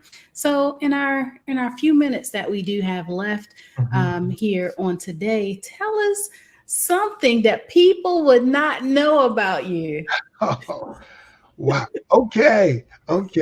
But before I answer that question, just to piggyback what I just said, anybody who's dealing with that situation, you got to maintain, you got to be strong. You got to believe in yourself and know that nobody can stop you. Whatever God has for you is for you. And no human being is greater than our God that can keep you from whatever your destiny is and whatever your purpose is. So just continue to believe in yourself, do things the right way, and just keep trying to be the best you and be the best at what you do. Also, Don't forget to sew into these young men and women. All right. The purpose of this Black Business Expo Olympics is to help our young men and women further their education. So please, I don't want to go too much longer without encouraging you to sew into them. The thing that people may not know about me, I talked about I was an amateur boxer, but a lot of people didn't know that or don't know that I used to train dogs for obedience, tracking, and protection. It was so much fun. German Shepherds, I used to put on the big gear and let the dogs attack me and so on and so forth. I know how to teach a dog to sit, to lay down, and to be obedient. That was a big hobby. I'm a big dog lover, and I love German Shepherds. That's my breed of choice. That is superb. I mean, like, it sounds like you're really well rounded. So, what do you like most about what you do now? What do you like the most? You know, I love radio. And as I mentioned, 12 years old, I'm thinking about the girls. Girls love the DJs and the free music, concerts and stuff like that. But I really have a heart for community, blessing less fortunate. I come from humble beginnings, and I don't forget that. I'll never forget where I came from. I'll never forget the people that helped me out. My father passed when I was 9 years old. He was just a week before his 30th birthday. My mom raised 4 knucklehead boys all by herself. And some people helped her out to help us. So I just have a heart for community, giving back, and especially for less fortunate. That's really what I'm known for. God's blessed me in all avenues of my life, but just being, using my platform to be a blessing to others. I love it. Thank you. Thank you. Thank you. Now, how can people find out more about your business and how can they contact you? Yes, very simple. My name, Jerry Smith, 03.com. That's the JAS Consulting and Entertainment website. If you're an artist and want to submit music for airplay consideration for Favor 97.3, you can reach me there. If you're a small business and interested in advertising on Favor 97.3, it's designed for small businesses, so it's relatively inexpensive to help you get some marketing and the word out about your products, goods, and services. Same website, jerrysmith03.com. It has my phone numbers and and all the information you need to find me. Awesome. This has been an amazing pleasure on today. I will say that continue to keep going forward. I know that you will put him first in all that you do, and he will continue to send you back the blessings. So thank you so much for all that you are doing. And I will say this last thing, genius is common, and I'll see you on the other side. Thank you so much. You're welcome. Thank you.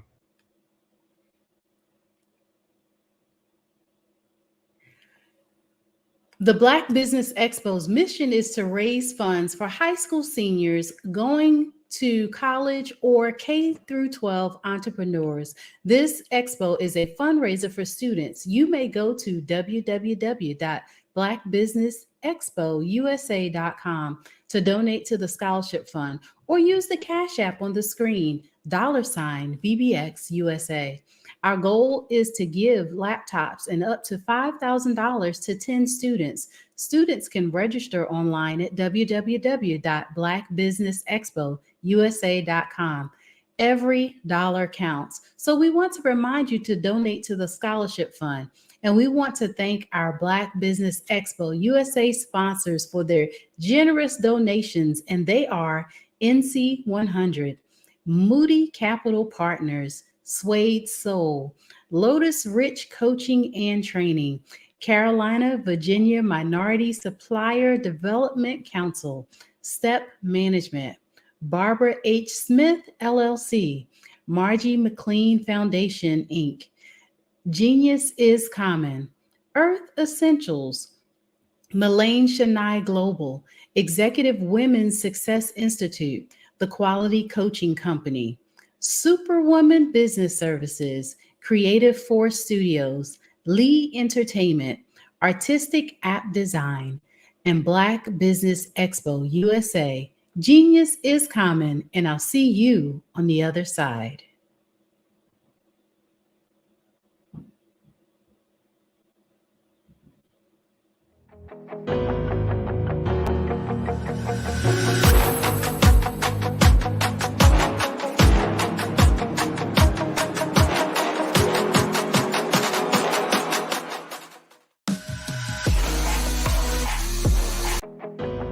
I am Black business. From the moment I wake until the time I sleep, I am Black business. I am Black business. Are you Black business? I am Black business. Do you support Black businesses? I support Black business because I am Black business. Black Business Expo, one of the largest business showcases in the history of Black business in the world. Sign up today at www.blackbusinessexpousa.com or call 919-308-9090. I am Black business.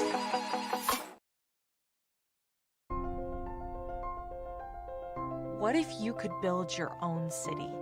A place where every child can find nurturing people to help them achieve their full potential. A place where every adult can access job training support, where health education is abundant, where social justice ruled the land. A place without limitations. Welcome. You have arrived at STEM City, USA. It is what every city should be. A safe and trusted community where you find people and resources to help you become everything you are and beyond. STEM City is unlike anything you have ever experienced. It is a digital twin of the world around you, only better.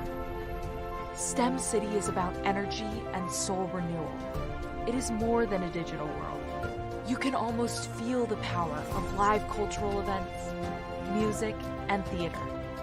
STEM City promises a better future for children with caring mentors and hands-on activities with dedicated tutors to support our youth. STEM City is your passport to a healthy lifestyle with weekly events addressing our community's many issues. STEM City is your financial well-being with helpful information on wealth management, career advancement, job training, and so much more. STEM City is the community you deserve. It is the city where your dreams can come true. STEM City USA, a place in the sky that is accessible to all who reach for the stars.